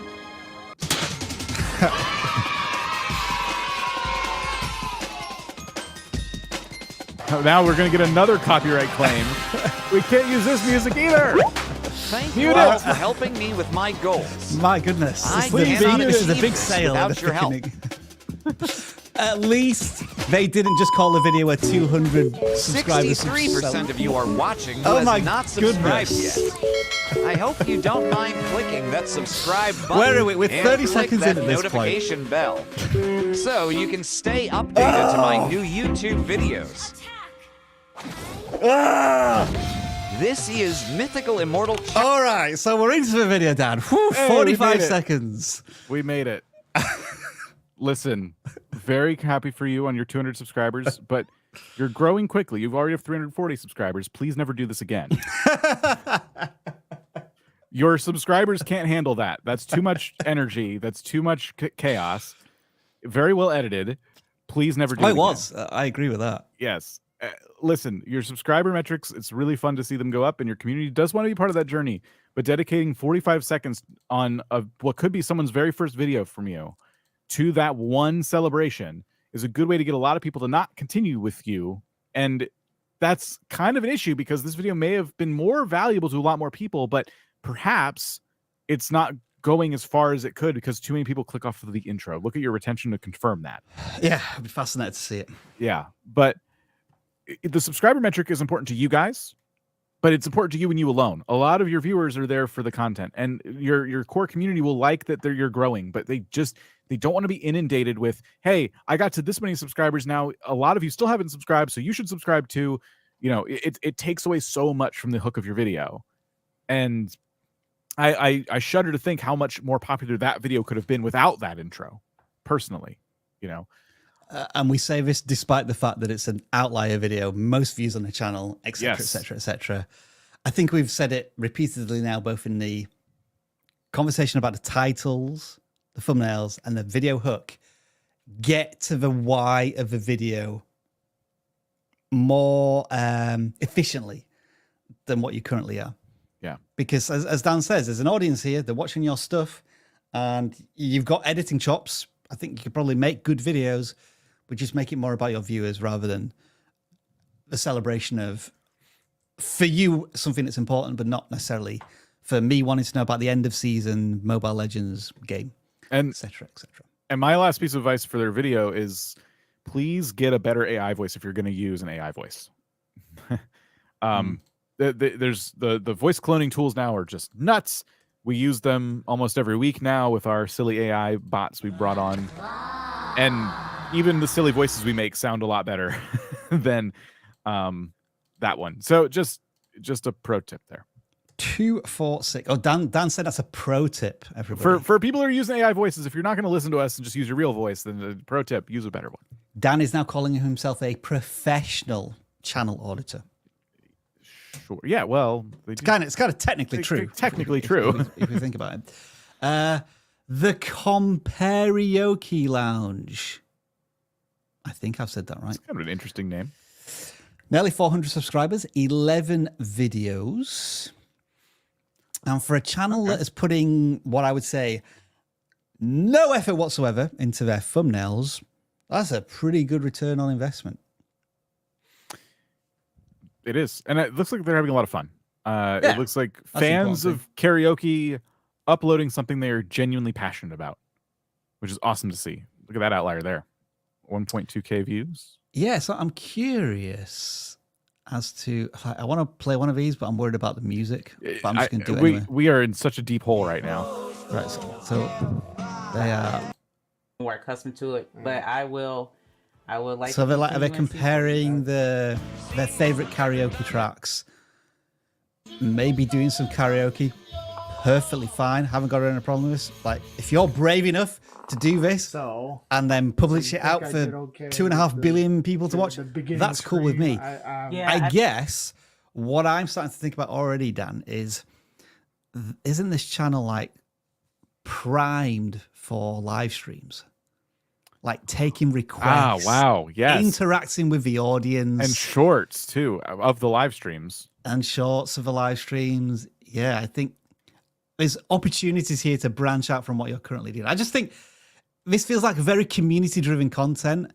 So to be able to directly interact with your audience, and then, you may hate me using this word, but like starting to monetize your audience, like taking karaoke's based on super chats and like challenges whereby if somebody gives me $50, I'm going to sing this karaoke in a style of Bono or like David Bowie or there's fun things I feel as if you could do with an interactive element to this. Absolutely. That's a great idea, because the way they're presenting the content, it just feels like it was a live stream, you know.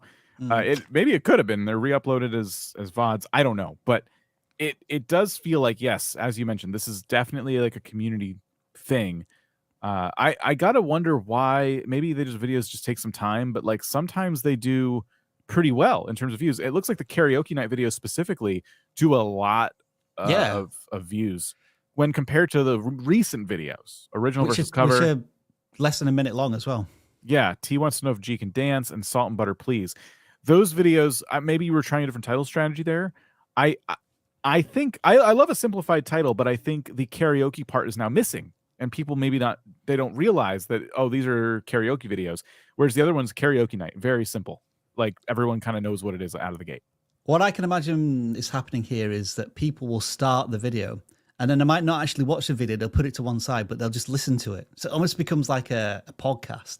Yeah. And as you say, Dan, I think you lose that element with just these tiny short videos. These should be shorts, in my honest opinion. I think you should continue on with the long duration karaoke stuff. And this is going to sound weird, Dan. I don't think they need to worry about thumbnails at the moment. I don't think they should be investing time into that aspect of their content. I think they should just be focusing on more of these karaoke sessions.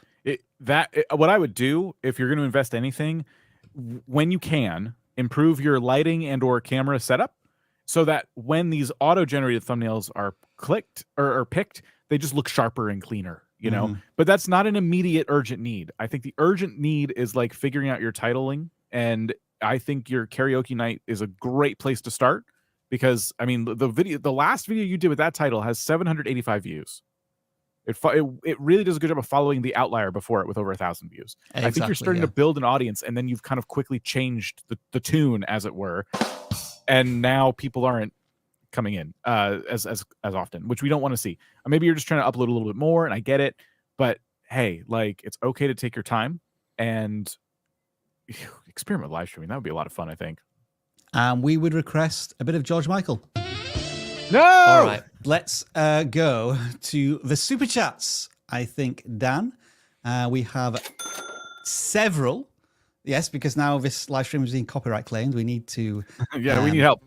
Earn the bucks back on the super chats. So this one comes from AP Dern.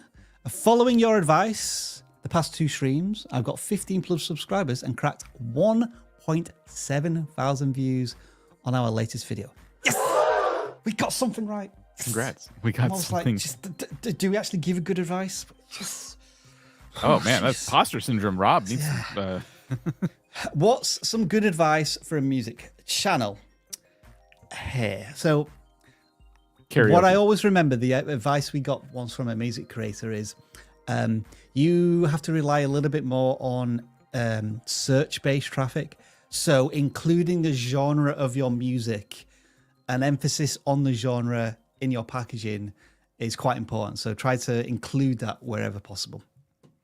Yes. You're, again, speaking to a very specific audience. The AI Historian, that channel name, Dan, just triggers me in a lot of ways. Hello, I've been posting for a while and I signed up for your vidIQ online coaching and for the free live events, and you never go on my channel. Well, we do want to stress that the channel audits are a completely free component of vidIQ. We specifically don't want paid aspects of vidIQ to influence what we do here, because this is like kind of the welcome to vidIQ community where we don't want to create barriers or anything. So you are right in that there is no preferential treatment for channel audits, and we're very keen to maintain that part. But you do get to ask super chats, and we do prioritize them. And if you're in our coaching, specifically like the coaching sessions you're referring to, or the free live, they said free live events. We have paid live events too, right? Mm-hmm. And sometimes we do channel audits in those, but as you can imagine, there's not as many people because it's a paid event. So you can submit your channel to those as well. If you're in that level of vidIQ, I'm not clear on what level they have. And also thank you, the AI Historian, for gifting a membership to our community, which is awesome. And we've now also got a bundle of people who've just become members, and they also get exclusive for 1 week sound effects. And so the first person is Sutton Creek Productions. This is your unique sound effect for the week. Oh. But also, Sutton Creek Productions has gifted 5 memberships as well. So brilliant. And the AI Historian themselves has become a member. So, no. You're Let me try that again. I paused. Now it's working. Thank you. That's a unique sound effect for you. And Sue Becker is going to get this sound effect for the week. We have another question here also from the AI Historian. I've been posting for a long time, but now my videos have not been taken off. So again, as we say in Super Chats, we don't answer questions specifically on people's channels. The only insight we have is that you're an AI historian. And so we're going to make some assumptions out of that. And that means it's going to be AI generated content. And I think there's always that question of credibility. Like, can I trust the information that this AI historian is telling me? Because we know AI can have its challenges and problems. We are missing communicates a little bit of context. The AI historian could just as well be somebody who gives a history on AI technology itself. Very true. Very true, Dan. So, but yes. Given the channel art there, we can kind of see it looks AI generated just at first glance. And, you know, the channel name, we are wondering if maybe the fact that it's AI content is influencing clicks. But, sorry. Design Burst continues their streak. Well done to you.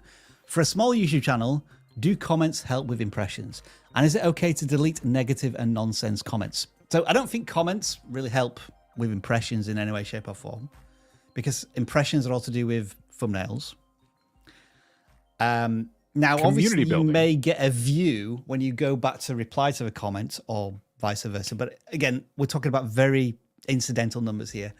And sure, if you want to delete negative comments and nonsense comments, entirely up to you. I think the best way to do this is to hide the viewer from the channel, because I think it just blanket hides all of their comments from your channel. So it's easier than just deleting one single comment, unless it's just a comment in isolation. But it can be hard to go through all of that. The AI historian, I think, didn't quite figure out how Super Chats works. We have answered the question. I think it's exactly the same question that you asked before. So we don't need it again. Please, we don't want you to thank you for the even more generous Super Chat. You didn't have to do that. So apologies for the misunderstanding. Hello there, Dance Cat.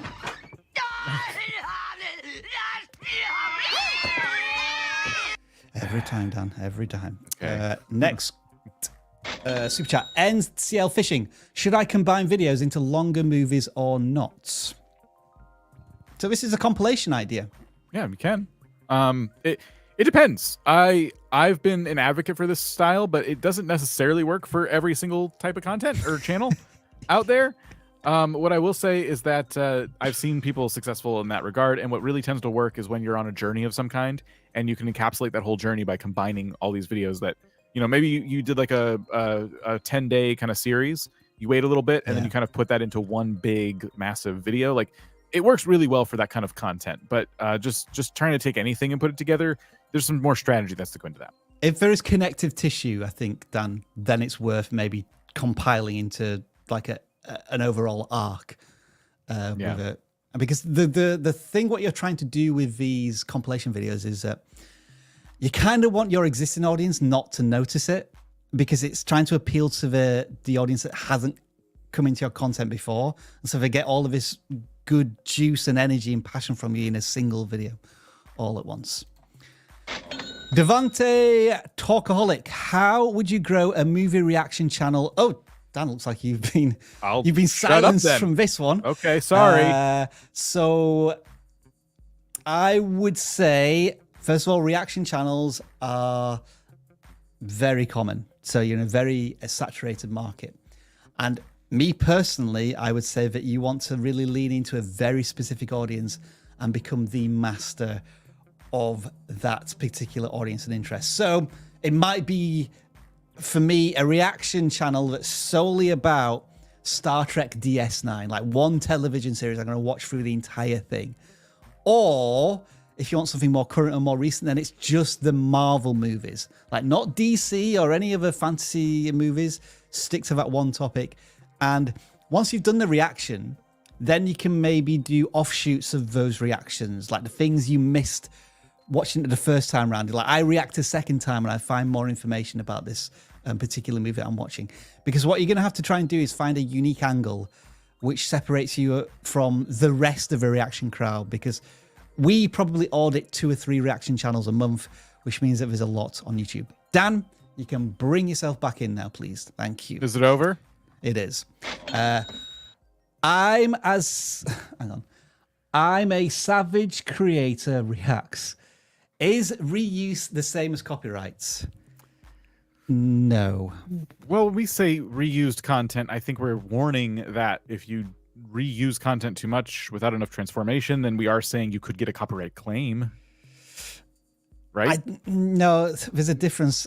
in Okay. that, like, you can, let's say you use Creative Commons content. Okay. So it's not copyright, it's available in the public domain, but you True. make absolutely no changes to it. That would be reused.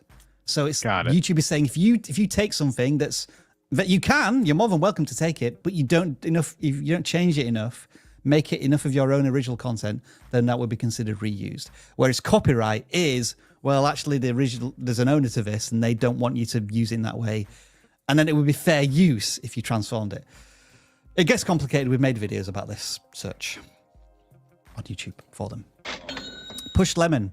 Should I have videos ready for one-on-one coaching? What, you meaning specific videos for them to watch, or like you haven't started your channel yet?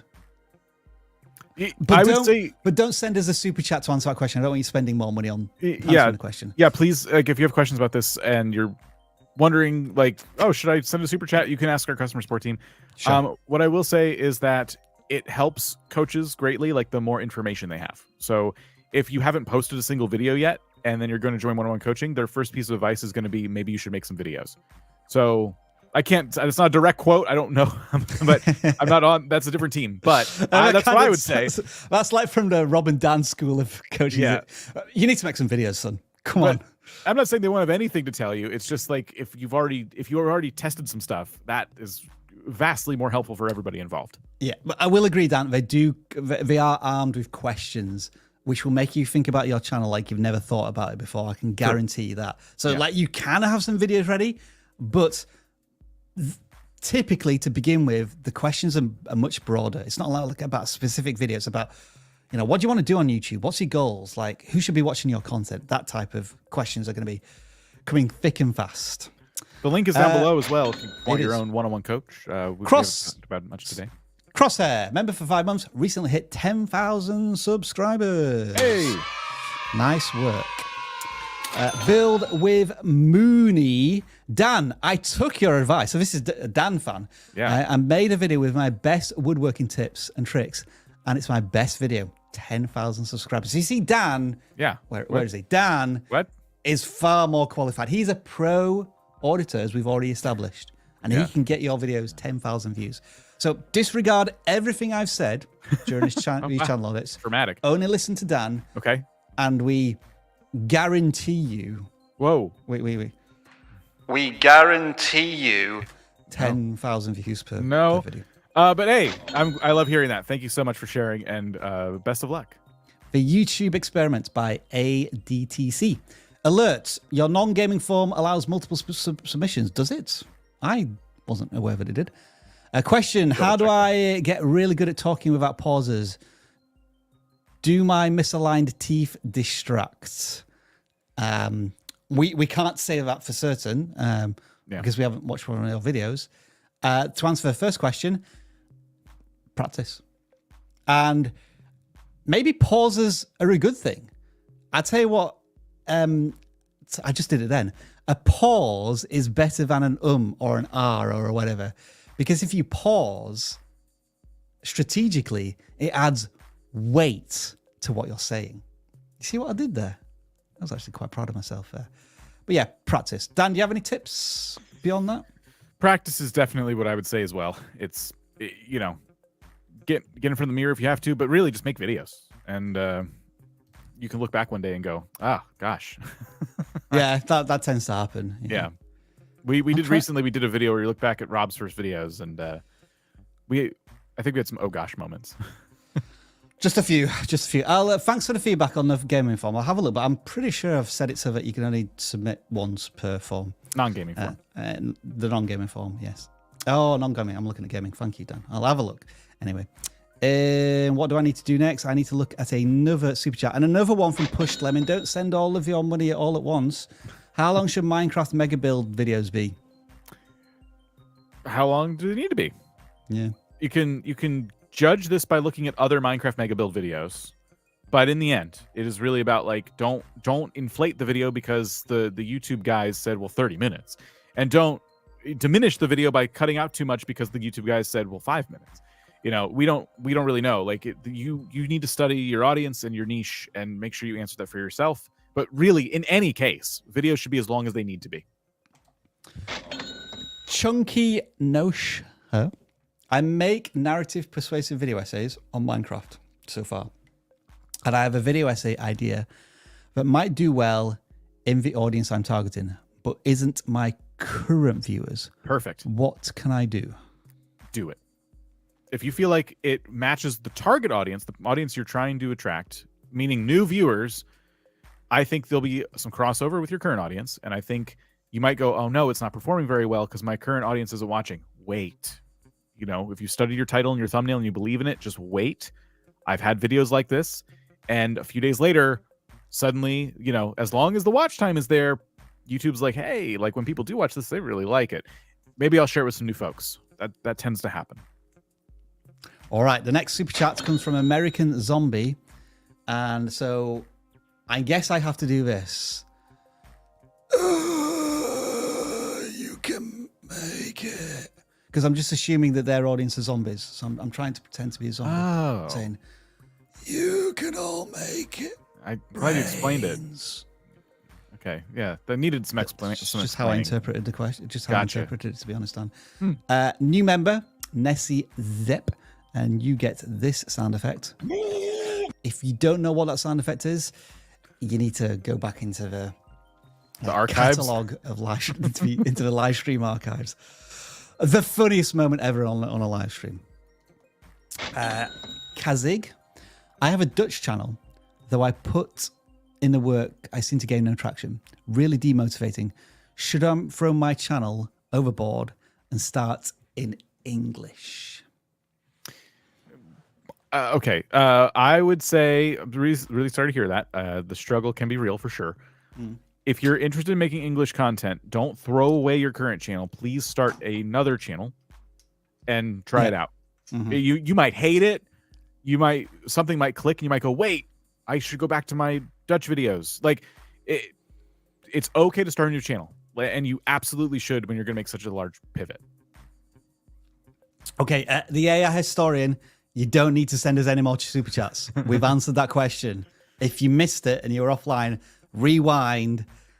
There's no point in posting the same super chat that you keep posting us. Stop sending us super chats because we don't need any more money from you today. NCL Fishing, thanks for the advice. I'm planning it for a tournament series I did a few months ago and show the experience. Glad to know it was a good idea to try. There you are, Dan. You see, Awesome. You're a genius. You are the auditing expert. Oh, well, you know everything. I'm glad people are getting the help they need. We are done with super chats. Don't send us any more super chats. We're not going to read any more out. We want to leave the last 50 minutes plus 2 channel audits. If we're all okay with that, good. Then let's go back to the claw and I'll check.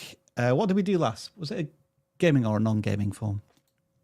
I'm going to say we did a gaming. I said okay. I'm going to do a gaming one. So we're at 367. So I'm going to bring up the screen in a second. I'm just doing all this in the background. Right. We are ready to bring the claw back up. Number 41.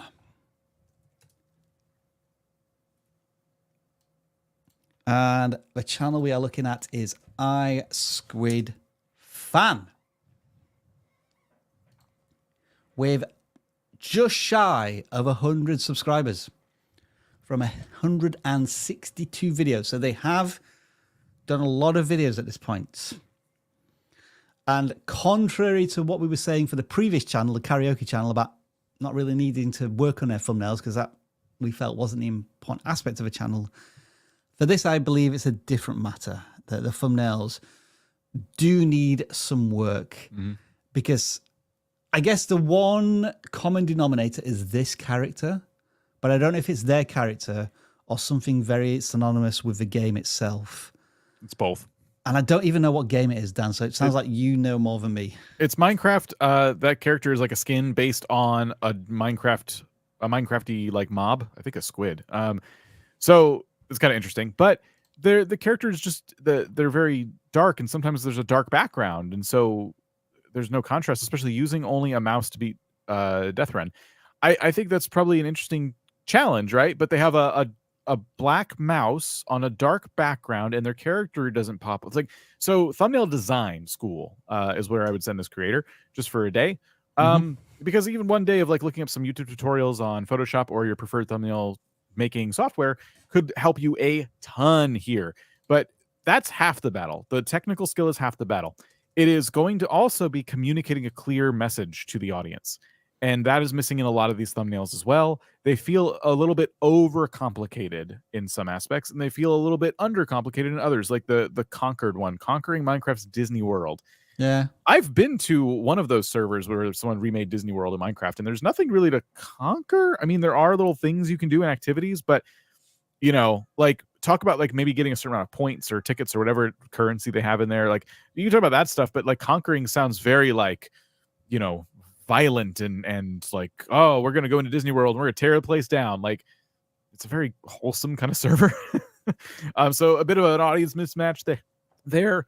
I can pick apart other little things in other videos, but ultimately it's just clear messaging is kind of where this creator should be focusing. It looks as well as if they were willing to commit to the consistency of that series, because video 1 did pretty well compared to a lot of the other videos. Part 2 did well. Was it only a 2-part series? Could there have been more that you could have done there? Is a question I would ask as well, Dan. But yeah, I think there's enough for that creator to be getting on with. So we'll move on to the next channel, which is a non-gaming one. 505 we're up to here. And we're picking out channel 144.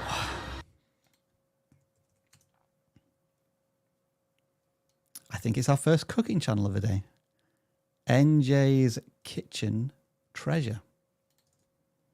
Are we going to have thumbnails that we want to literally lick off the screen? Because they're so delicious. I absolutely need a haircut. Thank you.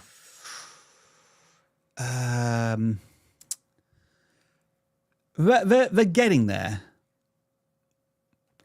What do you think, Dan, to thumbnails where they've cut out the background and left it as a plain black background? I mean, very striking. But yeah, there's something about seeing like a table. I don't know. Is that the thing? I mean, look at the 3,000 views there. It worked out pretty well. They're so delicious. French-inspired homemade crepes. Yeah, you know what? I think I'm going to tell the creator to ignore my questioning of the backgrounds, because the view counts are pretty good for the size of the channel. Thousands, if not hundreds, but still the hundreds of views are more than the amount of subscribers I have. So, as you say, Dan, maybe this is a striking style of thumbnail to use. This could be what helps them stand out. Like the cooking niche is full of like amazing looking food. This might be the thing that's helping them in a very crowded space. So yeah, if the view counts weren't there, I would be agreeing with you. But yeah, I do think that swayed me a little bit. No text required on the thumbnails either. You know what I like about that? That is why my grandma is the best. My favorite Ballon bread. I don't know what that is. Like what's kind of cool about that is it kind of indicates that there's a recipe involved that I'm not going to get anywhere else. You know what I mean? Like, yeah. Like my grandma, this is her recipe. You know what I mean? There's something about that. And a teasing of maybe a story as well. Ooh, I might find out a little bit more about the person who made this. Right. So yeah, a little bit of story there and exclusivity. Like, ooh, recipe that I can't get anywhere else. Interesting. Nice. And so I wonder what are the other ones? So those French-inspired homemade crepes. Now notice that the videos that are doing well have like a certain descriptor to them. That, you know, one is because of grandma, one's because they're French-inspired crepes. They're not just crepes. Like these are very specific crepes. Grandma's breadsticks. It's 5 days ago. It didn't do quite as well. Is it because a lot of people don't make breadsticks? I don't know. The popularity of the food might have something to do with this. It's difficult. The cooking niche is always a tough one for me in particular, because I'm just like, ooh, this food looks great. Why isn't it doing better? But this channel has some like outliers here, and it's just interesting to me to see the differences between their titles and their pitches on their videos. There is quite a mixture of cuisine as well. Obviously, there's a strong Italian inspiration here, but we have savory, sweet desserts, breakfasts. is there maybe a trend there of like, do bread or dough recipes work better than others?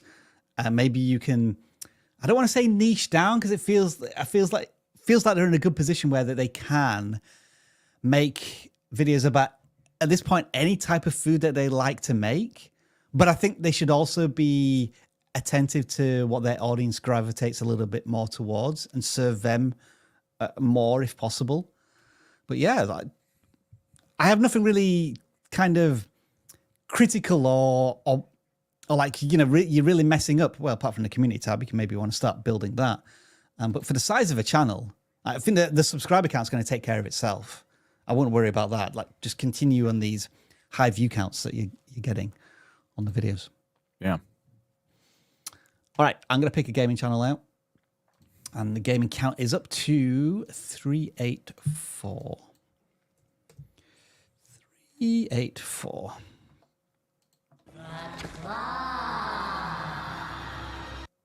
349. Oh. I had to process that for a second. What, did you type it wrong? It's like, hang on. That number doesn't compute, but it actually does. MagicFist PP. Potato. Right? Minecraft. Oh. Roblox. Stranger Z. Gary's mod is in there too. The Simpsons. Okay. So similar-ish games. I would say similar audience there. Thumbnails all need a bit of a boost in terms of like the lighting in the thumbnails. Yeah. Kind of a bit dark, and sometimes the background is brighter than the characters in the thumbnail. I know, Dan, there's a kind of a consistency created here through the gradient background, but the red and the blue, I don't think are a good contrast together. And then it makes anything you put on top of that quite hard to pick out. It feels like, just visually speaking. Yeah. There's a Minecraft modded horror series going on. And what I find very interesting about that is the titling you chose for it is not what I would probably do. So WTF Santa Claus in Minecraft, when you have modded Minecraft, you can add anything to it. So that's probably not going to be what gets people like excited. It sounds like it's probably something that's really difficult to survive in. So you are doing a series where you survive in a horror-themed Minecraft world, and that alone is probably a pretty decent pitch to at least start with, you know? Mm-hmm. How long can I survive in Minecraft modded horror, or what the most horrifying mod pack in Minecraft, or something like that? You're making people have to guess too much as to like what the videos are about on an individual basis. And so I'm glad you're trying out new thumbnails. I'm glad you're kind of getting away from the gradient style, but the packaging itself kind of still needs some work. That's probably my advice for this channel. Again, there's a bit of a lost in translation here, because I think the creator is German. I'm seeing some German words here, or Dutch. But what I can see again is this idea of pipes, where like you want to tell us a little bit about the why of a video, but then you have to include the what after the pipe, maybe for that search intent. And then maybe that's something you want to do as a smaller channel to try and get noticed a little bit. But again, it just requires more work for the viewer to transcribe everything that's been written down here. Yeah. Are we doing shorts? They haven't done too many shorts there. And have we done anything community tab? No community tab stuff either. Okay, another channel down. We will do something from the non-gaming form. Channel 86 this time. And we have a channel that calls itself Overseer. Now, we need to ask a question here. This is the non-gaming form. Roblox animations. Do we give him a... Since I guess we audited a game dev channel that was in a non-gaming one, I feel as if we have to give them the benefit of a doubt here. Well, let's click on if Roblox brought back egg hunts, or I don't know, just let's just make sure it looks like an animated. Okay. Hopefully the music's okay. Yeah, I hope so too. Okay. Okay. It looks definitely like a dramatic opening here. Yeah. Okay. Okay. 14 seconds, 15 seconds. 15 seconds. Right. Here we go. Okay. I wouldn't say this is an animation. It looks like you're using the game. It's comic book storytelling. Let's say that. So static screens with captions. Yeah. It's in the middle for me. I would still say this is a gaming channel in the sense that it appeals to probably that specific audience. Jeez. Ears sense overload. Even if you're using an animation like software to make this, it's still, that's the audience you're catering to, right? Like a gaming audience.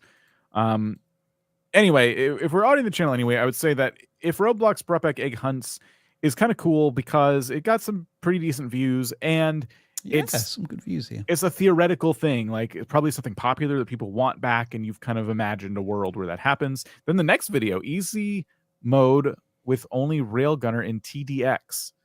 But that looks like a straight up gaming video. This does look like a game, doesn't it? Let's skip to the let's not have these intros. This is definitely just them playing the game. This feels game to me, yeah. Yeah. But look at the difference between, like, you were able to communicate something very clearly with that video, and your animation videos are struggling a little bit. I would say that just clear messaging is everything, whether it's animated content or gaming content. We don't need to linger too long since this is kind of a hybrid channel, I think, Rob. But okay.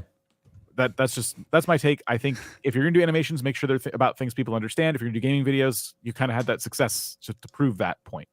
Dan's forcing me to move on, so I will do, and we'll pick another. We'll pick another non-gaming channel as well.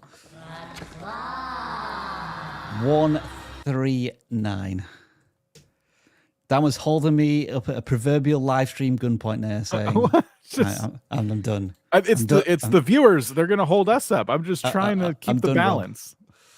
KuraViewsHomes. All right. I will help you buy and sell in Seattle and surrounding areas. Okay. They've been very upfront with pitch. Delicious. That's what I'm going to call them. Delicious thumbnails. Look good. Yeah. So a channel like this, okay, when you're a real estate agent for like a specific region. Yeah. Right? You're helping them buy and sell homes. I assume they have a real estate license. So they're a real estate agent for a specific region. There is going to be an inherent struggle. Like if you're asking, a growth channel, how do I grow my channel?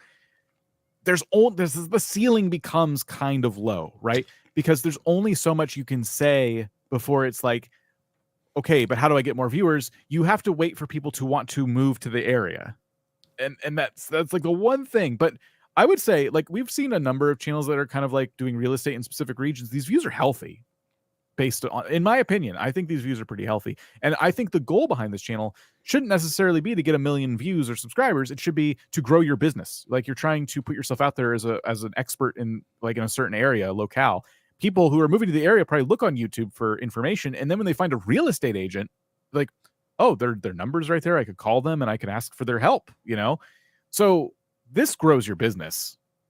And I think we could give you some advice here and there, but I just want to say, I do think the ceiling of this content is going to be a bit lower thanks to it being so localized. Yeah, this is the thing. There's two aspects here. Packaging and total addressable market. Because right now, I think the packaging speaks to somebody who wants to buy this particular property in Seattle, Washington. Because you include it in many of your titles and like it's Seattle real estate.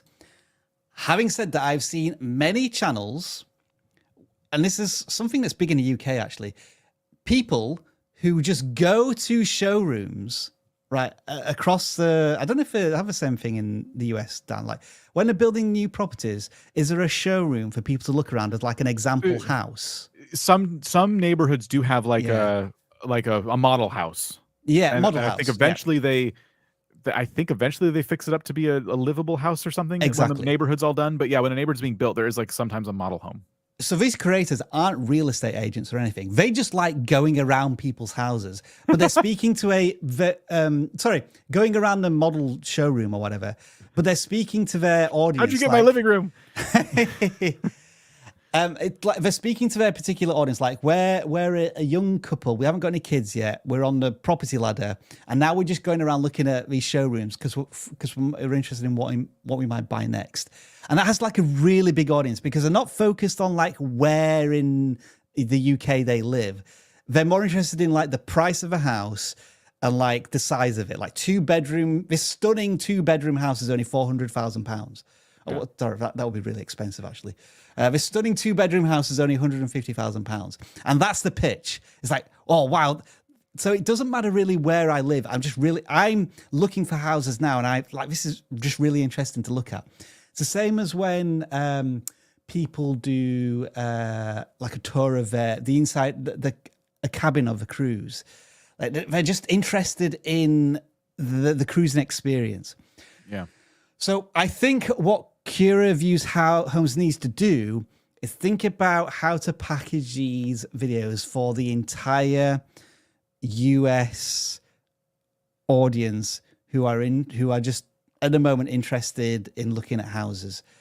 Unless this is just a portfolio website to help sell the properties that you're representing.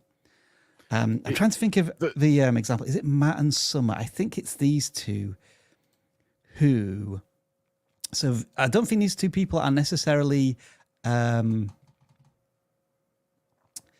estate agents, but they're just kind of giving you that experience of luxury, like inside a £4 million London townhouse. Yeah. And so it's a different vibe. It's a different vibe. It's selling the experience rather than the sales pitch. Or the location. Like the location's London. You know, it's pretty broad. Go ahead. Now, the actual content might be very similar to this creator because like I see them walking around the house and selling the virtues of it. Beautiful Lake Sammamish. Like, this is all cool. It ties in so well with the white and brown rustic feel. Makes the workflow in your kitchen immensely now, this does feel easy. a bit You have your dishwasher located right next to your sink as well. Whereas if I go to this Matt and Summer house, Matt and Summer luxury homes, I think they've got that kind of that more personal, like I'm just your friend and I'm showing you around this house type of thing. If I quickly get there. Have a Siemens wine cooler just here.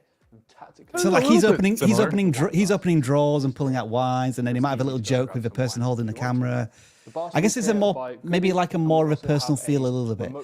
But I think what I'm trying to say is you're probably really close to being able to having this type of channel with 500,000 subscribers and hundreds of thousands of views. But you've really got to look at how these channels do it and how they pitch it. If that's the intent. If the other intent is to make sure this house gets sold for my commission, then these thumbnails are fantastic, and I think what you're doing production-wise looks brilliant. The goal should determine the direction of the content. Yeah. If the goal is to get clients as a real estate agent, then I wouldn't change much here. If the goal is to, no, I'm done with this and I want to appeal to a much larger audience, then hey, 5 steps to buy a home is like a good place to start. What I was going to say about that particular video is that you could have attracted an audience based on your expertise as a real estate agent, but there's other challenges right now in the economy that's making home buying really difficult. And that video doesn't necessarily hit that nerve for me. It's just 5 steps to buying a home. Step 1, how the heck do I do that when all the homes have skyrocketed in price? Like you'll see, if you notice, if you look around, the people who are making those videos right now are making them with the context of the economy is in a rough state, guys. So here's what you need to know. So like, remember that too. You gotta keep on top of current events. But there's so many like different directions like that you could take this channel. Steps to buying a home, touring the specific area for the specific purpose, or lifestyles of people who live in this really awesome area. And they're all kind of 3 different audiences. And there's room for both a little bit of like, I want to help people buy homes in general versus I want to help people buy homes in Seattle.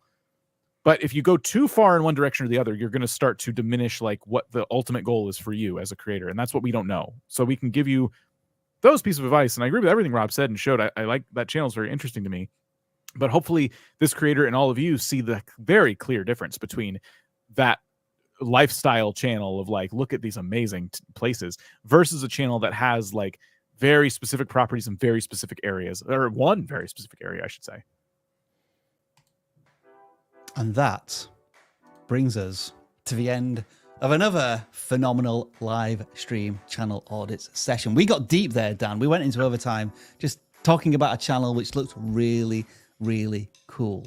We hope you've learned a lot this week from the eclectic mix of channels that have submitted, and of course the awesome super chats that you showered us with. We hope you gave you some excellent answers. As always, this live stream is sponsored by One-on-One Coaching. We talked about it a little bit during this live stream. There is a link in the description if you want to acquire your own coach to help you on your YouTube journey. And that's me for this week. Dan is hosting next week, and this is what he's got to say. Thursday, it looks like we'll be doing a live stream, which we don't normally do. So we're putting some stuff together. I don't even know exactly what time, maybe around this time on Thursday, but keep an eye out. We'll schedule it. You'll see it. That's it. I cannot wait. Can you?